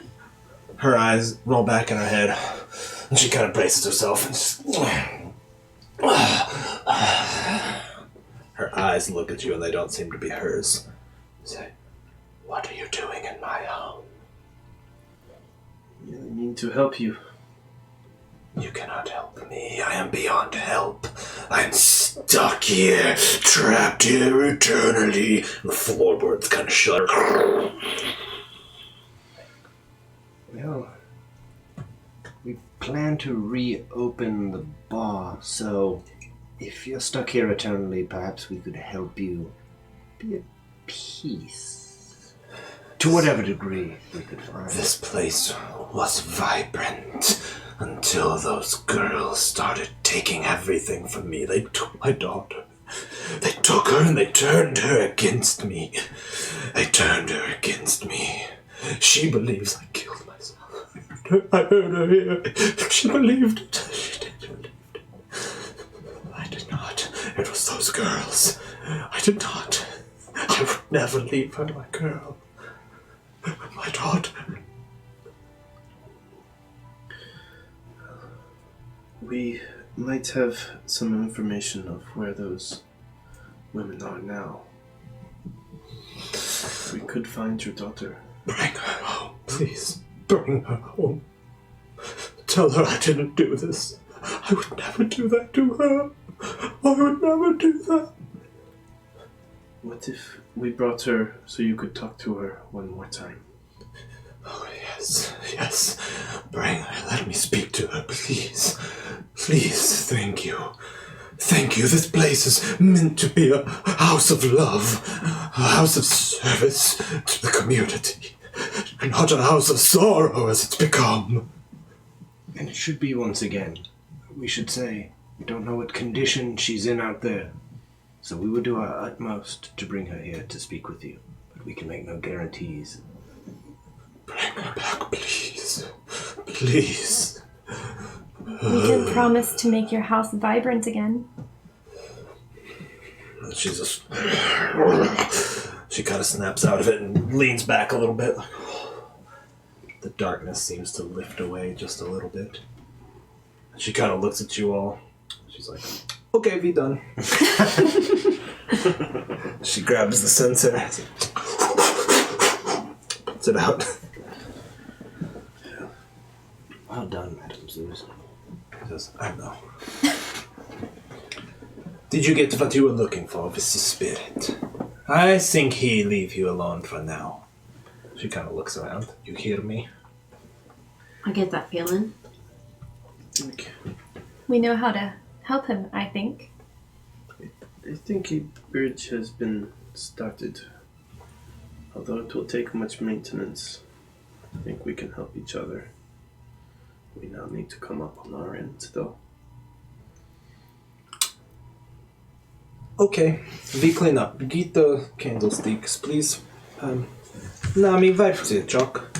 You don't leave that. Well, we are happy. We are happy. We want fortunes read. Ah, yes, we did want our fortunes read as part of this. But downstairs, we not intrude. This is his space. And we will leave it as is. Would spare a last look and a nod. You all descend down the stairs. She's very slow going down. She's like, this is a nice place. You inherit. See why it's cheap. Spirit.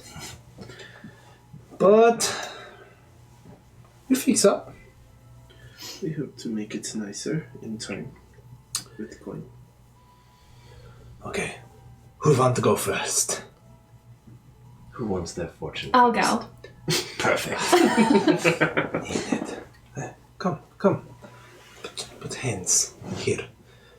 She kind of grabs your hands and she kind of stares into your eyes for a second, and you all, I don't have pupils. yeah, almost no time passes. But you, as you stare into her eyes, it's almost like they just get bigger and you get kind of wrapped up. And you find yourself, you're in the Feywild.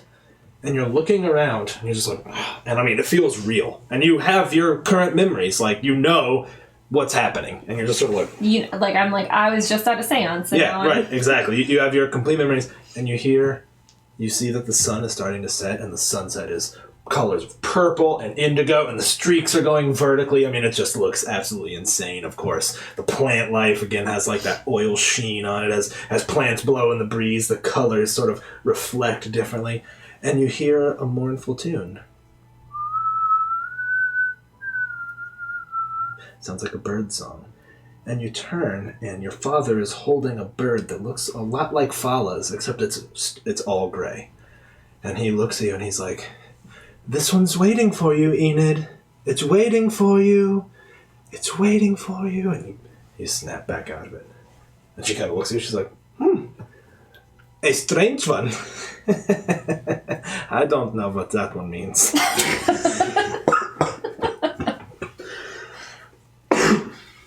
Did you see?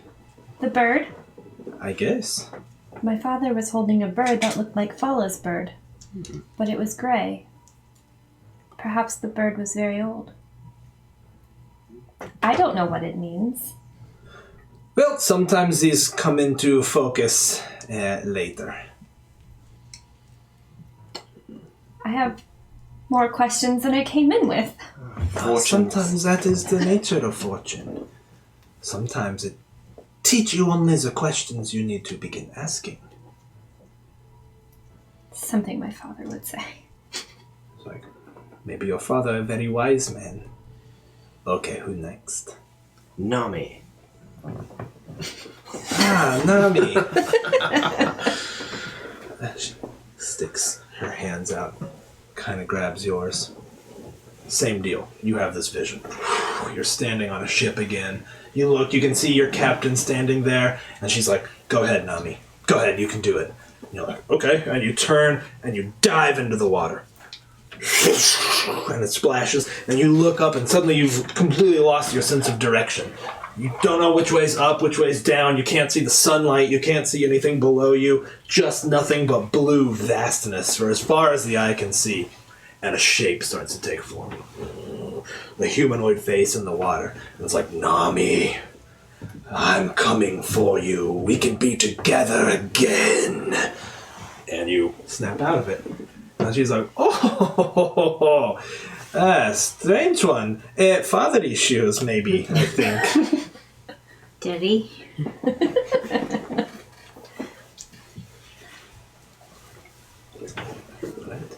And who's next? Is it you? It is.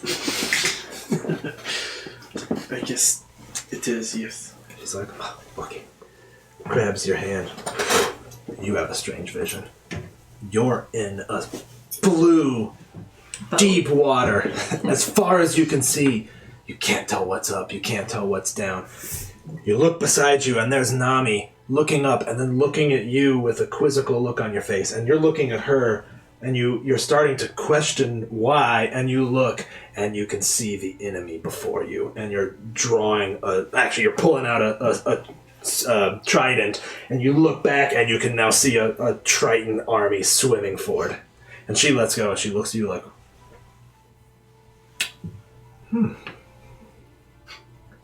"Well, what did you see? It maybe not Whistler." She kind of smiles like, "This should be." And as soon as your fingertips touch, you see, and your mother is standing there like, "Whistler, what are you doing with your life? Stop this now!" And all of a sudden, Madame Zuzu was like knocked back, and she's like, "Okay, we done." She's like, "We done. No more fortune. No more.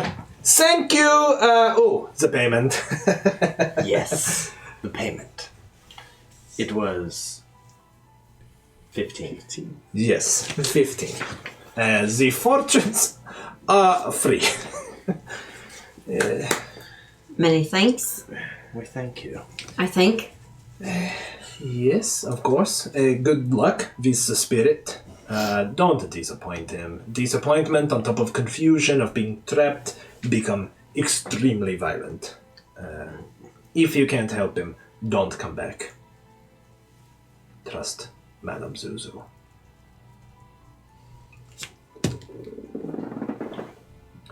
Well, thank you. Good luck. Grabs her bag. We'll let you know when we open, dear madam. Ooh, perhaps you could tell some fortunes here. People could pay you. Perhaps, yes, VC. Come and say hello to Madame Zuzu. Goodbye! Goodbye, Spirit. Take care of them. I mean it. She walks out the door. With that, I think we're going to take a quick break, and we'll be back for the last act. We'll see y'all in just a minute. Hey y'all, thank you for sticking it out with us for this episode. This is something we're trying out. We're going to have some videos to play during the breaks where we are going to discuss some Castle Knack lore. We make a lot of references to it in our former games, and we've had a lot of people kind of ask us for a little bit of context. So this first video, we're going to talk about the first campaign we ever played, which was the Tyranny of Dragons campaign. A lot of those characters get referenced all the time in what we call Knack so far. John, you want to tell us who was playing who and what you're up to? This is a good one to reference. It's not on screen. It's the biggest kind of epic event that's taken place that has now shaped our version of the Sword Coast. So player-wise, we had Lydia, Raven, myself, and we had our friend Jeff playing. Those were the players. Steven was the DM. It quickly started. We had a Tiefling Druid played by who is Nithbis, played by Raven. So you hear Nithbis referenced a lot throughout our other games. She currently, as of today when we're recording it, we're on episode 7 of Waterdeep Dragon Heist. She runs, essentially established a town called Golden Leaf just outside of Neverwinter that kind of caters to adventurers. After seeing what adventurers were able to do for the world, she kind of fosters that. So she's referenced quite a bit, and she's sort of leading the charge against the growing threat of Tiamat's return. She's sort of heading up the research of Ennis, who is the high maiden. She started out just as a level. She has ascended, and now that we're currently in Waterdeep, the Church of Annalore, certainly post the events, Annalore has become a major name in the pantheon of gods. It's kind of moved from the margin to the center due to Ennis. So, and the Church of Annalore has been rebuilt. Yeah, the Church of Annalore in our events was destroyed. The one in Waterdeep was destroyed in a huge, basically, battle that took place inside the city, but was rebuilt kind of to her specifications, and she's now, the high matron of this church that became very popular, basically because she was one of the heroes that slew Tiamat. So with that we have kind of Nithbis, which is the kind of leader of the arcane and natural magic, and Ennis, which is kind of the divine magic. So those are kind of two pillars of magic that we have in the realm. Jeff's Salos was kind of a well-known pirate trying to turn his life around, and went back and forth. Was good, then got afraid of being good, so went back to disappearing. Until he was actually ultimately killed when the Church of Annalore was destroyed. But in another video, we'll talk about how we went to hell to get him back. Right. He was killed. He is back now, so he's referenced in our first episode of Waterdeep Dragon Heist, and occasionally pops up elsewhere as well. But yeah, actually our very first stream ever was the story of them going to hell to recover his soul. I think that's on our YouTube, but it might not even be. It might be on my personal YouTube. So if you're interested, hit me up. It's rough around the edges, but it was fun. Yeah, it was the test run, a weekend test run. I'll introduce this character, so you don't have to talk about yourself. Sean here played everyone's favorite Goliath barbarian, Kothai, aka Brimskir, aka the rock upon which the wave breaks. Many other names. Yep. And sweet boy Kothai joined the party somewhat late after a couple other of Sean's characters, which we don't talk about anymore, So Kothai, he's one of my favorite characters because we used him to establish lore about the giants in the Macgodden realm. So they were sort of Viking-centric, right? And Steven definitely made it, and I think made a decision, a creative decision, that the giants that we interacted with in Horde of the Dragon Queen and Oldeveld ultimately were good. I mean, they had their own issues with helping out and why they wanted to help, but at least Oldeveld giants of Frost and kind of Cloud Giant clan ultimately is good and helped out throughout. The rest of the giants, the Ordning may or may not be there, but this particular set of giants was just kind of Viking noble conquerors. Yeah, they were fun. That was a fun sesh. So I think that kind of wraps up for the Tyranny of Dragons campaign. Certainly certain events are referenced there, but I think that, Sean touched on this earlier. The point of that campaign is that war with Tiamat was wide-reaching. It wasn't just some heroes showed up to fight her. It took all of the resources on the Sword Coast. It took an alliance with the Metallic Dragons, who made off with a considerable amount of wealth, which kind of plunged the Sword Coast into some pretty dark times for the preceding years. Yep. So, succeeding years. For just a bullet point, the heroes entered. They got wrapped up in the cult. They were soon asked to continue to go through a caravan. They've taken the fight. They obtained some of the things they needed to help stop Tiamat from returning. Ultimately got the help of the giants. Returned to Waterdeep. Had the church destroyed.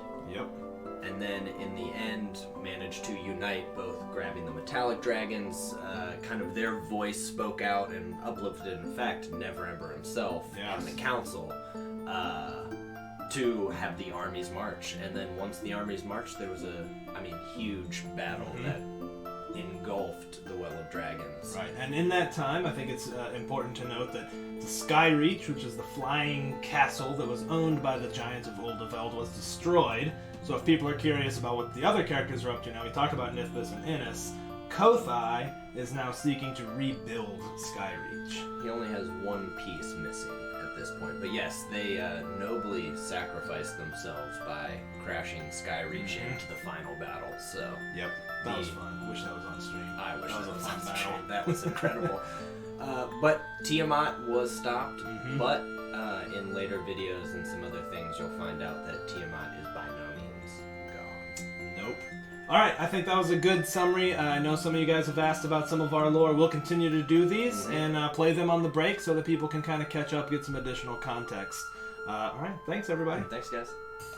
Hey y'all, we're back with another installment of Mac Lore 1997. Forget. It's Mac Lore 1997. That's the title. And today we're going to talk about today. Like you're watching this multiple days. This is a disaster. But we're going to keep rolling because that's how we do. Going to talk about our Princes of the Apocalypse campaign. And if you're watching this on YouTube or catching up, Princes of the Apocalypse rolls into Castle Mac versus Elemental Evil because my man killed us all. Party wipe.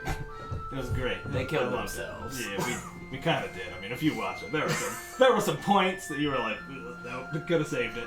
Why don't you give us a setup for Princes of the Apocalypse? Princes of the Apocalypse, the kind of the newly published remake of Temple of Elemental Evil.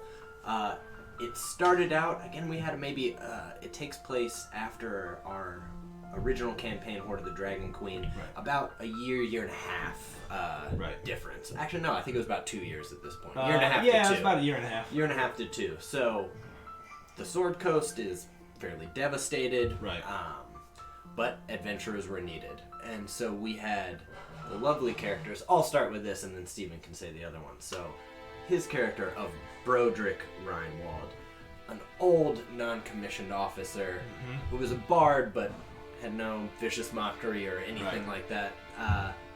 That was far past his prime and looking for a good time to die. Had lived his life with his family and needed a bit to lead the other two a bit. Yeah, he was a fun character. And then, of course, Andrew played Heinrich, who was a cleric / potentially avatar of Tempest, which was a lot of fun to explore. He was the son of Tempest. Yeah, that was pretty awesome. Lydia came in and played Adara, who was a fire genasi. Didn't get to explore a lot of her story because we all died. And then our friend Jeff played for a little while there at the beginning as, oh gosh, I get the two of them. Yeah, Nas, because Nal was Andrew. Yeah. Anyways. And he was like an assassin wizard, had been trained to be this assassin and had kind of broken away from it. So anyway, so that campaign, like Sean said, was a year and a half after the rise of Tiamat, and I think in our kind of head, it was a lot of the scattered cultists That was looking for a cause. the question. Like, arcane knowledge, they were part of a cult that clearly got destroyed, and I think the prophets of elemental evil Coffee grindage. Yeah. You guys getting the coffee grindage? were That's canon. recruiting. But the big thing, they saved a small town called Red Larch. Yeah. They went into the ruins of Tyar Basil, which was this dwarven city, and then something beneath it, the Fane of the Eye. Mm-hmm. The characters fought a number of dungeons throughout there. They were able to get one of the... Welcome back, everyone. Thanks for sticking it out through the break. Let's pick up right where we left off. You all are sitting in the darkened tap room of Trollskull Manor. You have just had a seance where you spoke with the ghost of Sif, who you discovered was, in fact, brutally murdered by teenage girls. Yeah, wait, that didn't even register until you said that. It's like the Slender How did Man they thing pick him all up over there? again. They must have been strong. He was an elf. Wasn't heavy. And unsuspecting. Yeah, assuming. And that... I mean, like, this I was trying to calculate how I was going to make an elf hernia joke, and I just couldn't get there. Good effort, though. Thanks. I mean, well, my. Maybe we should walk and talk. Yes, Head back to the yawning portal, get some sleep, go talk to a horse in the morning. But in the meantime, why don't we show and tell by sharing? Enid, I know you saw the bird. What else did you see? Just my father in the Feywild. The sun was setting. The bird was gray. Was he and it was holding the singing. bird? Yes. How was he holding it? In his hand. Well, yes, but was he trying to keep it from you? Was he trying to give it to you? Was he trying to set it free? Was he trying to put it in a cage? He looked like he was trying to give it to me. What did he say again? I forget. What did he say? Oh my god. I thought he said it was calling for you. Yes, that's right. That's yeah, right. That's right. I thought. He said it was calling for me, and it looked like he was trying to hand him to me. But the bird was gray, but singing the same song as Fala's. Well, it says that two could be united, as Fala told us. Maybe there's somebody out there for you. Maybe it's a love thing. My compass was spinning in circles here. I wonder if that has something to do with it. Maybe. Could be a portal to the Feywild right here. Could be a portal. I hope not. Or it could be more abstract and ethereal. Perhaps that's fortune and glory and adventure that should reunite you with your inner person. I've done a lot of dream stuff. I wish that I could have taken the bird, though, so I could have given him to Fala. Well, you know, I think that's... The fortune made me a little sad. Oh, Thanks. Nami. What did you see? I heard a few daddy things. Water. Mm-hmm. Figure in the water, That was your dad. I guess. Think he said he'd see me soon. He's coming for me. I don't know. I keep hearing things like that. That's not good. Why not? My dear, I'm going to tell you something about your father that so far I don't think you realize. Your father is a bastard and a beast. How do you know that? Because when I grew up, I know of Genasi.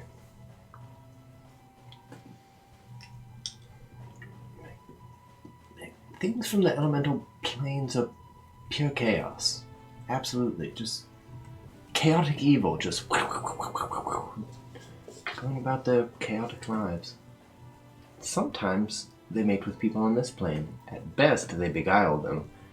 They mostly discard all the children. Your kind and my kind are similar. We have no society. Not like Tritons, nor like any of the elves. We have no centralized society at all. Just little bands of us that go, mostly outcasts, that typically turn towards lives of crime. In all actuality, if your father wants something from you, it's no good purpose for you. I could see that. Still be interesting to see him, though. Oh, I don't disagree. And honestly, there's no way to stop him if he's trying to come after me. That's true. Probably only many mages in Waterdeep. Well, should be interesting.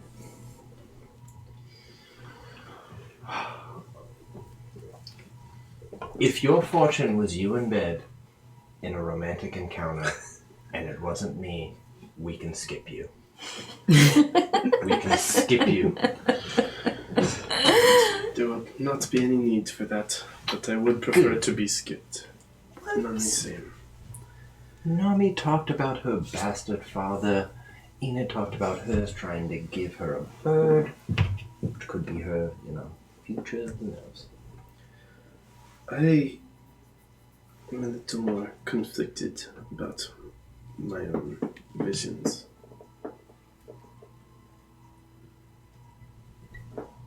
They were confusing. Very much so. Everyone's were confusing. Were they unsettling? That would be an understatement, Master Whistler.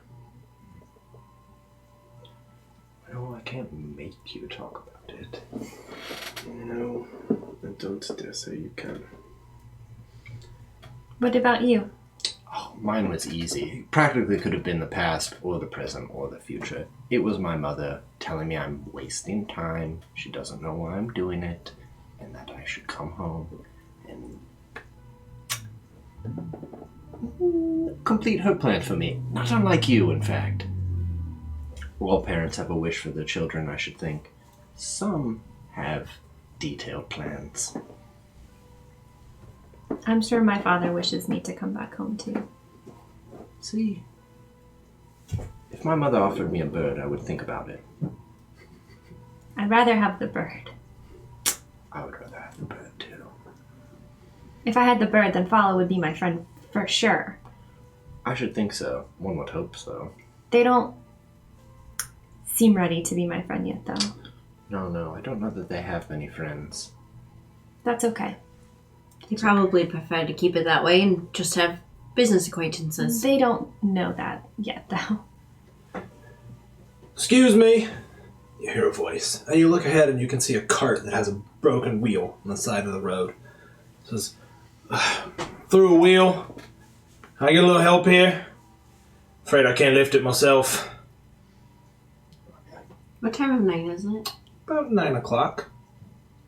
Had a whole seance and fortune-telling episode.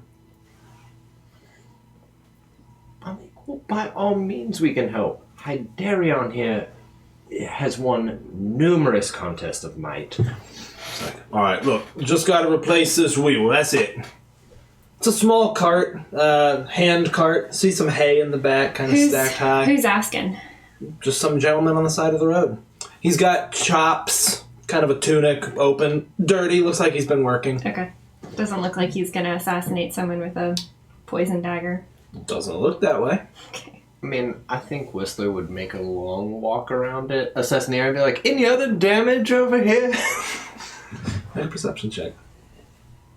Okay. Let's see what that is. That is a 15. Doesn't seem to be any other damage. Okay. I'm gonna walk up to Hydarion, and I'm gonna have my back to his back. What's my Alright. back, Captain? He's like, alright, if you can, kind of starts lifting it. If you can just grab it right there, we can hold it up. I should be able to replace that wheel lickety-split. Hydarion would grab it. Make a strength check. A strength check, that would be a 19. Okay. Make an insight check with advantage.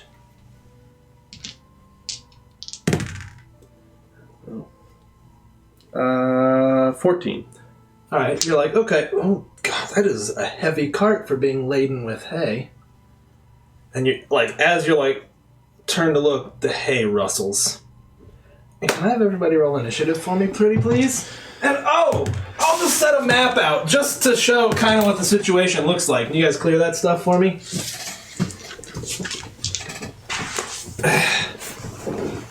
Sean, can you get the battle cam ready for me? My dude, hand me that cart. Yep.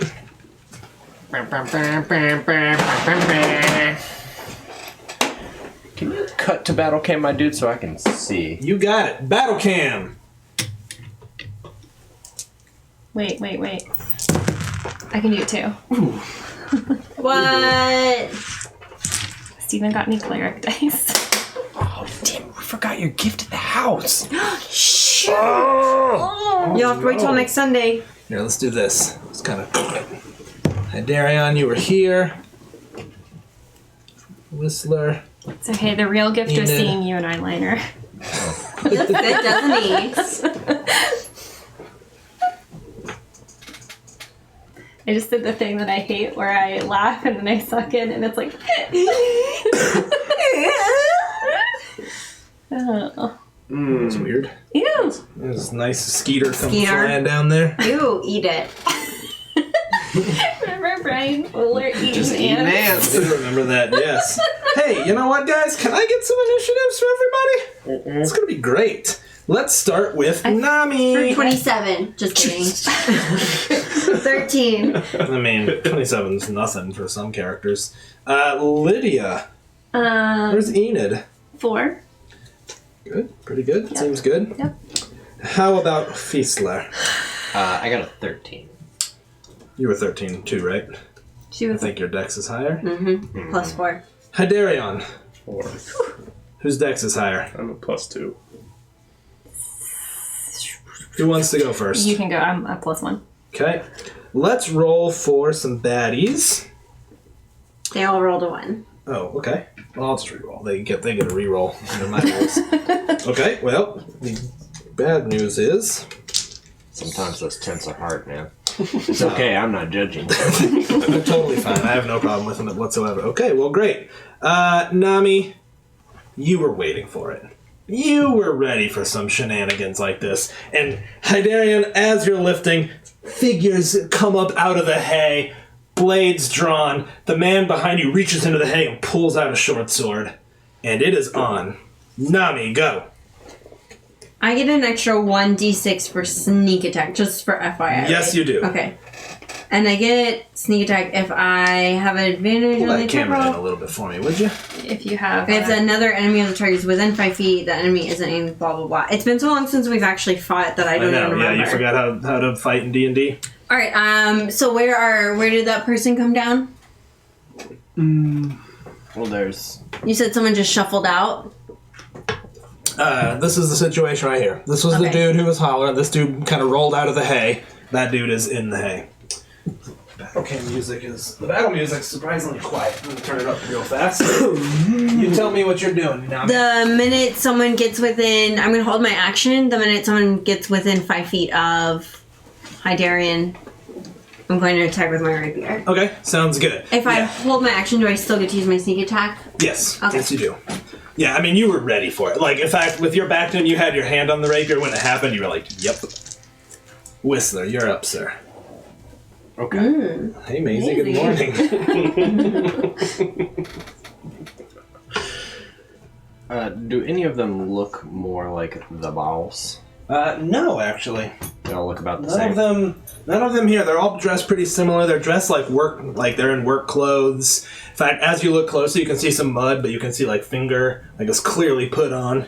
Like my face paint. Yeah, like your face paint, You look Okay. great. like your Mighty Boosh face Well, paint. I will banner? have... I'll have the one who was initially... That's this gentleman right here. right there. I'll go ahead and in Infernal be like, Asa. Like, oh no, sweetie. What is you doing? All right, And I that'll need be you to your make a wisdom save. wisdom save. You say it and just sort of Nah, man, you can re-roll. We've got him over there. Alright. I'm gonna What have happened you to do the it. old You want me to ones? roll this, or the old ones get banked, and they repaired your floors. Oh. You had 19 left, so I cut $190 off of your anything you spend is going to take away from. So yeah, there you go. Any unspent divine inspirations at the end is going to knock off 10 gold pieces of their costs to repair Troll Skull Manor, which we had 19 left from last time, so 190 off, and she was like, "Oh, the pipes were great." So it'll have some story, not a lot, 10 gold pieces each at the end, and no direct gold. You're not going to get money handed to you, but in repairs and stuff. Okay, you want me to reroll this die or reroll mine? Yes. All right. Excuse me.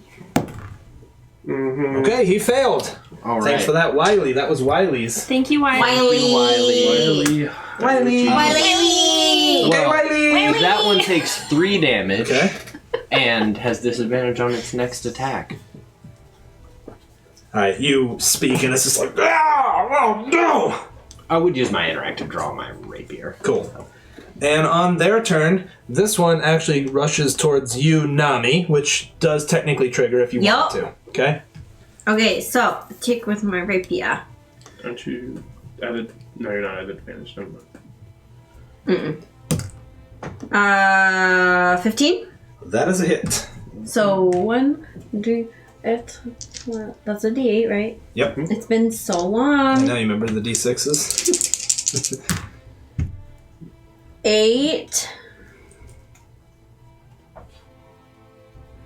Yeah. 8? Yes. Okay. He kind of rushes towards you, and you were ready. You just, like, with a flourish, he wasn't ready for it. Kind of cuts into his side. And he looks at you for a second, raises his sword like he's going to swing, and then collapses to one knee, and then falls down on the ground. He dead. Just to clarify, I don't get to use a bonus action if I've held my action, Right. correct? Okay. Correct. Yep. This guy swings around, and he attacks you, Hydarion. What's your armor class, my dude? Since I don't have my shield out, that would be a 15. You got 15 without your shield. Yep. Let me just check. No, he misses. You were kind of ready for it. I mean, I don't think you even grabbed your weapon. You kind of drop the clangs to the side. He comes at you. You reach up and grab his hand and kind of push his hand back as he swings a short sword at you. The one above you kind of steps to the edge of the cart and swings down on you. Hi, Darion.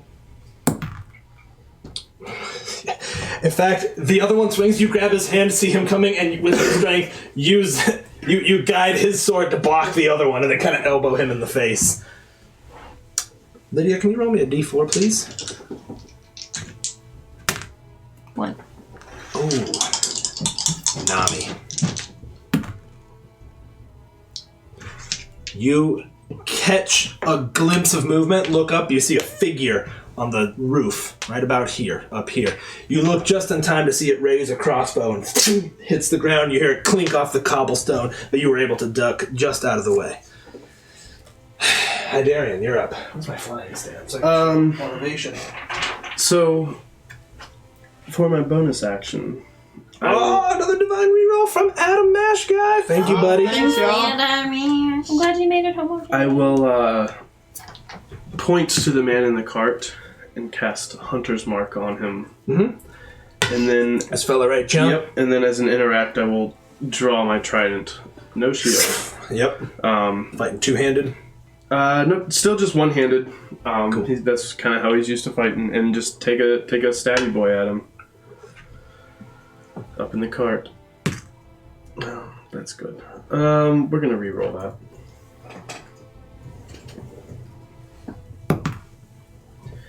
How does a 16 look? I think a 16 looks pretty good. That's a hit. Alright, 2d4. 6 plus 4, so 10 damage. Woo! All right. Oh, well, I guess. For Hunter's Mark. Yeah. Would you like to describe how you killed this fella? I think he full force over the side of the cart and just knocked him. Just flies back, and in fact, the trident spears him, and as he falls, you have to, you hold onto it, and it kind of breaks out. Spray of blood. Just sklink, sklink. Thanks for sklinking me. You got Skleeded. Skleedus? Enid, it's your turn. You're gonna take on Skleedus? I'm gonna take on Skleedus. Skleeded, it's your turn. Would I have seen this guy up there? Make a perception check. I'll even give you advantage, because, I mean, you did hear a bolt hit. I got a 16. Yeah, that you time. see him. You Okay. see him. Alright, I'm gonna try to hit him with a firebolt then. Okay. So discreet. It's just How you liking those dice? How they rolling for you so far? Well, I got a 16 one time. That'll do so far. I got it again! Okay, well, hey, a 16 is pretty good. Okay, Perfect. firebolt on D8, the boss. right? Yep. 8 damage. Jeez. How about Wait, no, that? I'm sorry. Firebolt's a D10. But since you rolled an 8, I'll only take if you roll higher. There, I'm going to do that for you. Thanks. I got a 7, so Okay. you take 8. Okay. And with that, we're back around to Nami as Enid sort of bolt of fire streaks up. And Nami. Is that dude still alive? That dude is still alive. He is All right. untouched, in fact. I'm going to take my rapier and attack him and use my sneak attack. Okay. Well, that dog ain't gonna hunt. Yep. It's been an inspiration. That dog is gonna hunt. Yup. Like Maisie. Although she hunts some small creatures. 12. Would you like to describe how you kill this feller? No, you can do it. Okay. I mean, he's... oh yeah, here's what happens. Swung at Hydearian, who grabbed his hand, blocked the hit, elbowed him. As he's kind of back, he grabs his nose. He just runs right through his neck in one solid movement. He just falls down dead in a crumbled. And then I'm gonna cunning action hide Okay. somewhere around the cart. Dive behind the cart. Go ahead and roll stealth for me. I'm trying to hide from this. Yep, got it. Attacker. So here's how I'm gonna do this. This is my rule for it. You make a stealth check. I roll perception with advantage. How's 25? Yeah, you disappear into the shadows. He seems to have no clue that you're there. Whistler. How many feet up is... About 20 feet. It's 2 stories. About 20 feet. Perfect. What you got for me? 10 feet behind him, I'm gonna look up at Inferno and be like, aren't you tired? You're so close to bed. Come on. Oh, nice. And I'm casting sleep. And it will only affect my dude at that Nice. rate. Yep. 16.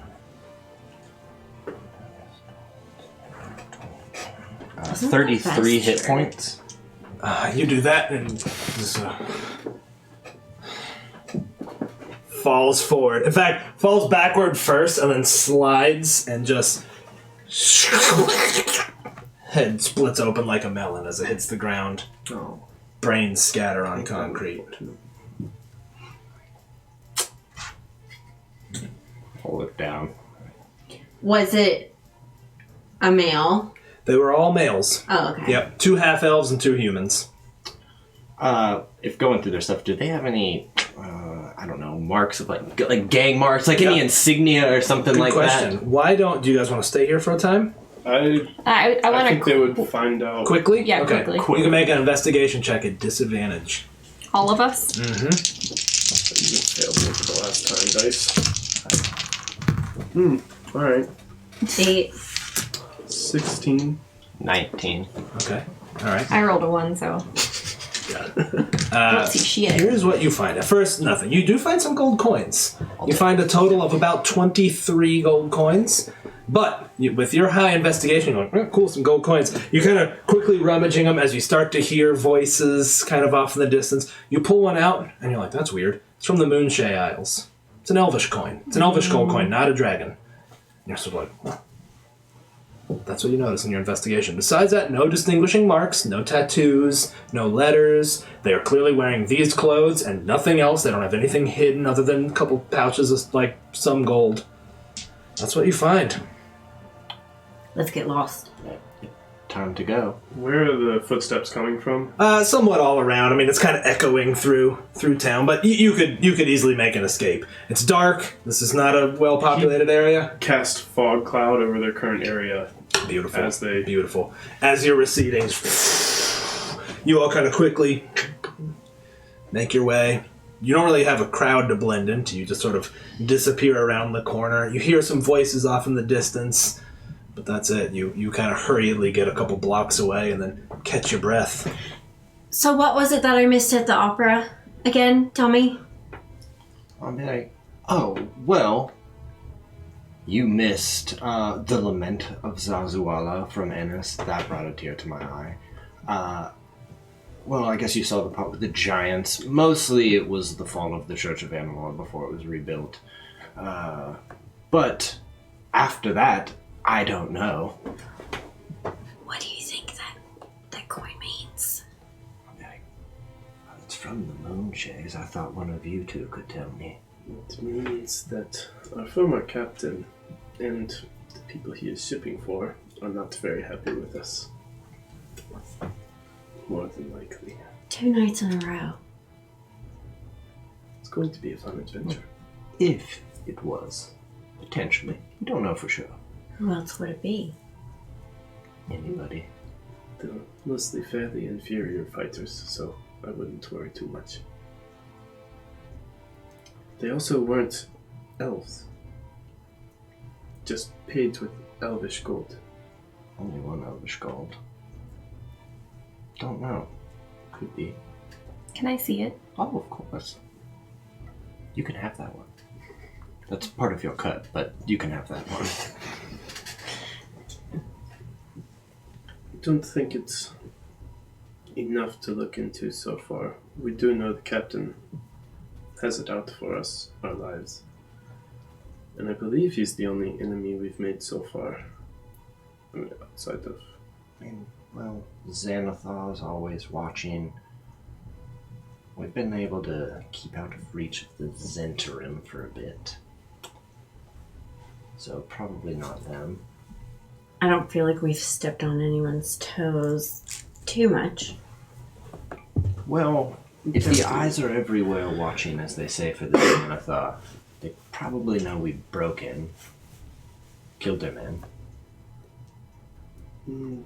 Those men were meant to be killed by the Xanathar. They I left don't them behind. They weren't really the cream of the crop. I don't think that they're upset that we killed their men. I think they'd be upset that we infringed on an operation. That we are still alive to speak about it. I think there's something else to keep in mind with your dear ex-captain. Saying that his ship is cursed, and hopefully if he gets some things stolen, it won't make him go away. In fact, it'll probably just have him come running towards us in a rage.